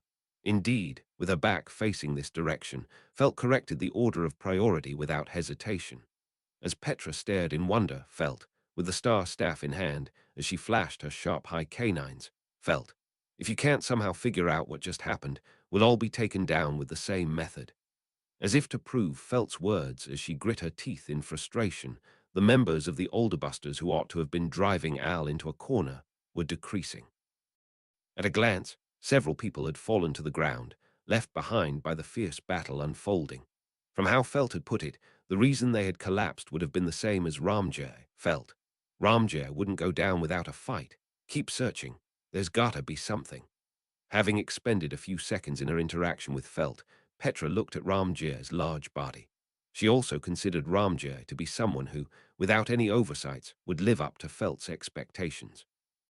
Hence, if Felt believed that there had to be something, then there was undoubtedly something. Subaru. I mean, if you suddenly get hit with an authority, there's no way you'd be able to leave any clues behind. Petra, you think it's an authority. Subaru. It'd be strange if it wasn't. Nisama would have realized if it was magic. Petra, right. Felt's insistence times faith in Ram's insight. The multiplication of those two factors lent credence to the idea that it was Al's authority that had toppled Ramjay. And so, if Ramjay had truly left something behind, Petra, here, upon thoroughly investigating Ramjay's body, which was lying languidly sprawled on the ground, Petra noticed that the old giant's finger was covered in dirt. And what had caused it to be dirtied was the mark he had scratched into the ground with his finger. Falling and using that impact to shift the giant's body, Petra tumbled down and discovered the message that Ramjay had left on the ground. That was Subaru, a mark. Kanji, now some sort of map symbol. Petra. Not that it's more simple. At Subaru's speculation upon witnessing the same thing, Petra put the brakes on his theorizing in a loud voice. The mark that Ramjir had inscribed on the ground was a thick horizontal line, with 4 small vertical lines layered over it. It was not kanji or a map symbol, it was tally markers that counted up the number 5 in a single unit. In other words, just before Ramjir had lost his consciousness, Petra, he was counting something. The territory's bug had begun to encroach upon Aldebaran's plan. Aldebaran, shit. Faced with that aggravating reality, a curse escaped through the gaps between Aldebaran's clenched teeth. The first one to fall had been the strategist of the Alderbusters, Valga Cromwell. Despite the loss of their commander, was it Petra's authority that had allowed them to recover so quickly? But if its effect was just crushing the interval, then it meant that everybody had managed to collect their emotions through their own individual strength. Each time he keenly felt the strength in each and every one of their hearts, Aldebaran's own weakness was brought into focus. Aldebaran, shit. In that instant, as he thought about his own immaturity, the Alderbusters suffered yet another dropout. A thug brandishing a large machete fell to his knees, fainting as he spewed yellow gastric juices. Aldebaran made no counterattacks of his own. He could not. As a fundamental tactic, he was being repelled by Garfield, whose base stats were on a much higher level, leaving him unable to mount a counteroffensive. Even so, his opponents had gradually been bleeding strength as the result of Aldebaran's unintended bug. There is nobody who can defeat you, you whom I created. Once again, he heard the witch's voice. As soon as he did, the subsequent bug was activated, and another body hit the ground. That was difficult for Aldebaran. It was painful, unbearable. The mental abrasion produced by the territory's bug, the fact that it sometimes would beget an outcome more repulsive than death of the body, was something Aldebaran had come to learn in his days since waking up on the Gladiator Island. Hence, Aldebaran did not desire any such unintended conclusions to be brought about by the territory's bug. The hell are you doing blaming others for? Aldebaran. Ah, it's obvious even without needing to see your face. It also pisses me off when people like Reinhard wear a face that seems to say that everything's their own fault, but yours is way worse than his could ever be. Shaping a gap and forcing his way through the breach, Aldebaran felt glaring at him from across the human wall of the Alderbusters. Dwelling within her sharp crimson gaze was a stern, scornful ire directed towards Aldebaran, bereft of lie or falsehood. This was an ardent fury, one that she had not even displayed when he had taken her hostage, nor when he had ordered Roy to eat her memories, so he could not fathom what he had done in this moment to truly incur her wrath. Neither the fall of the giant who was like family to her, nor the near robbery of the path she had forged until this point, the source of this ire that felt now directed towards Aldebaran, was felt. When that princess was around, you'd do whatever she told you, so now that she's no longer among us, you're just gonna do whatever a totally different person says like a puppet. Even though you've got the nerve to talk all big and declare yourself the enemy of the entire world, do you really have no personhood to call your own? Aldebaran, spoken with an expression of anger from the very depths of her soul, Felt's words caused Aldebaran's cheeks to stiffen ever so slightly, and following that, his rage began to well up at the jabs of this utterly ignorant teenage girl. To say he had no personhood, even thoughtless declarations had their limits. Without even knowing the reason why Aldebaran could never call himself anything but Aldebaran, how dare she claim that Aldebaran had no personhood? Indignation scorched his entrails, and he sensed a nostalgic pain in his arm bereft of its forearm. This kind of useless rage ought to be cast aside. It was supposed to be his strong suit. To dismiss things, to scorn them, to ridicule them as being naught but obstacles in his way, and to cast them aside. Getting entangled with such things and losing sight of his objective would just be putting the carriage before the ground dragon. After all, avoidance of confronting his raw, genuine emotions was Aldebaran's special skill now. It was a certain kind of worldly wisdom that he had acquired during the 18 years since he had been released from that black orb. And so this time, he would do the same, Garfield. Exactly as Th. Amazing felt told you. Slash Ratchins. Pay for what you've done, bastard. Slash Gaston, drop dead, you moron. Camberley, nobody's got your back anymore, bastard. Slash Flam, Alsama, prepare yourself. Slash Grassis, the hour of judgment. Slash Doltero, go ahead and cry like a pig. Slash Ram, truly a fool. Aldebaran, HK. With the force of a surging wave, a torrent of abuse crashed into Aldebaran like a tempest of disdain. He attempted to ignore them like he usually, with his thoughts compressed. He was forced to confront them all. With his processing circuits shortened to speeds far beyond normal, he was left being made to process every last superfluous thought and emotion. There is nobody who can defeat you, you whom I created. Slash there is nobody who can defeat you, you whom I created. Slash there is nobody who can defeat you, you whom I created. Slash there is nobody who can defeat you, you whom I created. Slash there is nobody who can defeat you, you whom I created. Slash there is nobody who can defeat you, you whom I created. Slash there is nobody who can defeat you, you whom I created. Slash there is nobody who can defeat you, you whom I created. Slash there is nobody who can defeat you, you whom I created.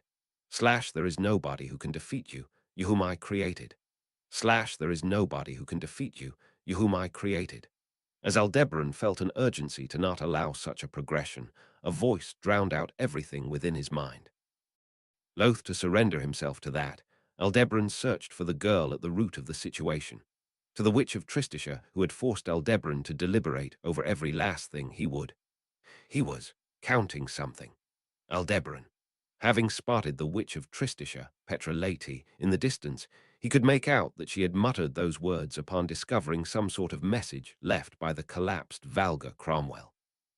That instant, a thick, blackish, ardent impulse began to brim over from within Aldebaran, taking on the form of words.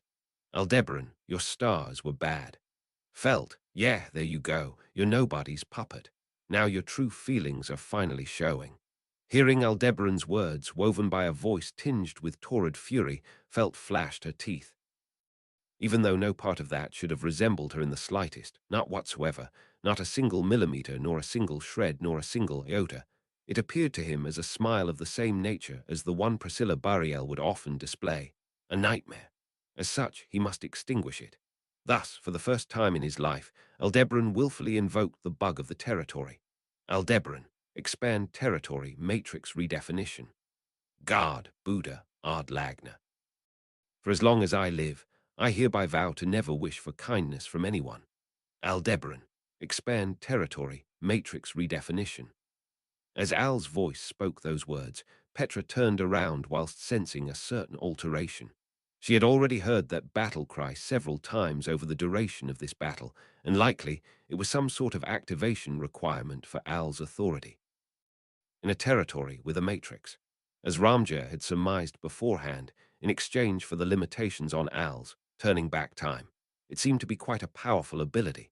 Its time frame was far shorter than Natsuki Subaru's return by death, yet it was consciously activated. Subaru. If it was possible to manually save in a baseball game, then you'd be able to save and load for each ball in the batter's box. Remember what type of pitch it is, and then keep hitting home runs every time. Petra, I get it, but it's tricky to understand.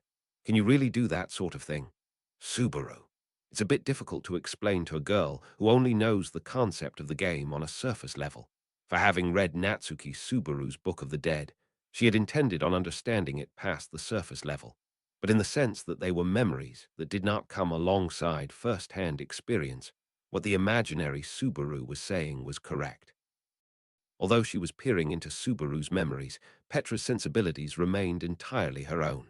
Though, of course, as with her feelings toward Emilia and Rem, what mattered most in that regard was how large a portion those emotions occupied within Subaru. In any case, Subaru, you can't let him out of sight. Petra, I know. With the change in his voice and demeanor, the battle against Al was likely advancing to the next stage. All the while, he had been whittling down their combat strength using the same method he had used on Ramjay. Yet miraculously, the Alderbuster's main force, centered around Ram, Garfield, and Felt, still held strong. There was no doubt that the compressed thinking and communications were proving to be a great help, so Petra found it worthwhile to extract the absolute most value out of utilizing the authority of Tristisha, shutting her eyes to its many demerits. Felt, let's get him, you bastards. Everyone, yeah. As if to substantiate Petra's determination, the overall morale of the group erupted with Felt's rousing cry. The pressure being applied by the older busters was certainly chipping away at Al's reserves, abrading his mind as it drove his heart and body to a lethal point of exhaustion. It would all come down to whoever's willpower ran out first, a test of endurance until one side could no longer remain standing. Indeed, it had happened at the moment Petra clenched her teeth, with her body and mind roused to high spirits. Petra, ha! In spite of herself, her tightly clenched jaw dropped agape, leaving Petra dumbfounded. That was only natural.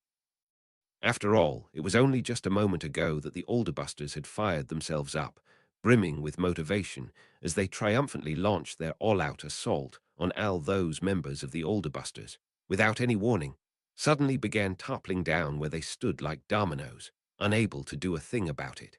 Petra. That included Ram, and Garfield too.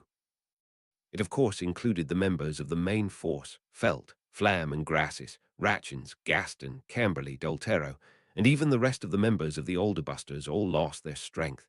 Not a single person was left standing. Some fainted, some had their eyes lose focus as a result of extreme exhaustion, and some were petrified like dolls, becoming unable to move. Everyone, it was all of them. No, there was still one person who remained standing. Aldebaran, it's the stars. Climbing over the wall of collapsed Alderbusters, the person who had stepped forth, while fiddling with the metal fixtures of the black steel helmet on his head, spilled those words. As they reached her ears, Petra felt as if a part of her brain had gone numb, unable to put her head to good use. She could not afford to cease thinking. Even if compression could fill in the intervals between events that happened, it would serve no use in filling an expanse of void. Aldebaran, your stars were bad. Declaring so as he approached her, Al removed his hand from his helmet and reached out to Petra, standing motionless as she was. Right this instant, she needed a way to deal with it, a response, a countermeasure. Subaru, Petra, fall back with compression. Petra, HK.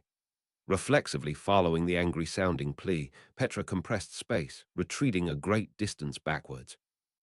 Having created a much greater distance between them than simply jumping backwards would have, Petra's knee trembled as she gazed at Al across the rocky terrain. Receiving her gaze, Al repeatedly opened and closed the hand that had failed to grab Petra and breathed a long sigh. Then, with that distance open between himself and Petra, he glared directly right back at her. Aldebaran. Play ball. Times, Al. Expand territory, matrix redefinition. Was the moment she thought she had heard Al say the catchphrase that was typically used to declare the start of a ball game. As if to overlap with that expression, a different declaration of Al's followed just after. At that phenomenon of simultaneous utterances from the same person, Petra's brain momentarily came to a halt as it attempted to grasp the situation. But as that stagnation would have been fatal, she immediately attempted to pull herself together. Let's get him, you bastards. Yeah, Petra, eh? The very next moment, a courageous cheer and response shook the air, and she was stupefied. Spread out before her, alive and well, were the figures of the Alderbusters, who were supposed to have been plunged into a catastrophic state mere moments ago. In a battle formation with Ram as the commander, Garfield as the vanguard, and felt readied with the Star Staff as the finisher, they were about to clash with Al, but Subaru. Oi, oi, oi, oi, oi, this is. Astonished, the imaginary Subaru floating beside her voiced his bewilderment. Even if she knew that bewilderment was the same sensation she was feeling, no peace of mind came upon Petra's heart. Only, receiving a tremendous discomposure, the situation moved faster than she could speak any words to stop it. Petra. Ah, undoubtedly, that was a replay of the scene that had unfolded just earlier. The members of the Alderbusters all collapsed in unison, causing the exceedingly reliable group to crumble. As the powerful and brave Ram, Garfield, and Felt keeled over, Petra once again crossed gazes with the last person remaining, Aldebaran. It's the stars. Petra, Aldebaran, your stars were bad. That too was the exact same proclamation, followed by the exact same movements. So without needing to be prompted, Petra relied on the emotions in her heart and leaped backwards through compression. Once again, glaring at Al across the distance open between them, she heard his voice breathe out a sigh. That was Aldebaran. Play ball. That marked the beginning of Petra Laty's unending hell. Arc 9, Chapter 56, Petra Leti. Translated by Archbishop of Transportation, machine translated by Archbishop of Guilt, proofread by Archbishop of Masculinity, Archbishop of Shipping, Witch of Umbry, Archbishop of Superiority, Art Sources.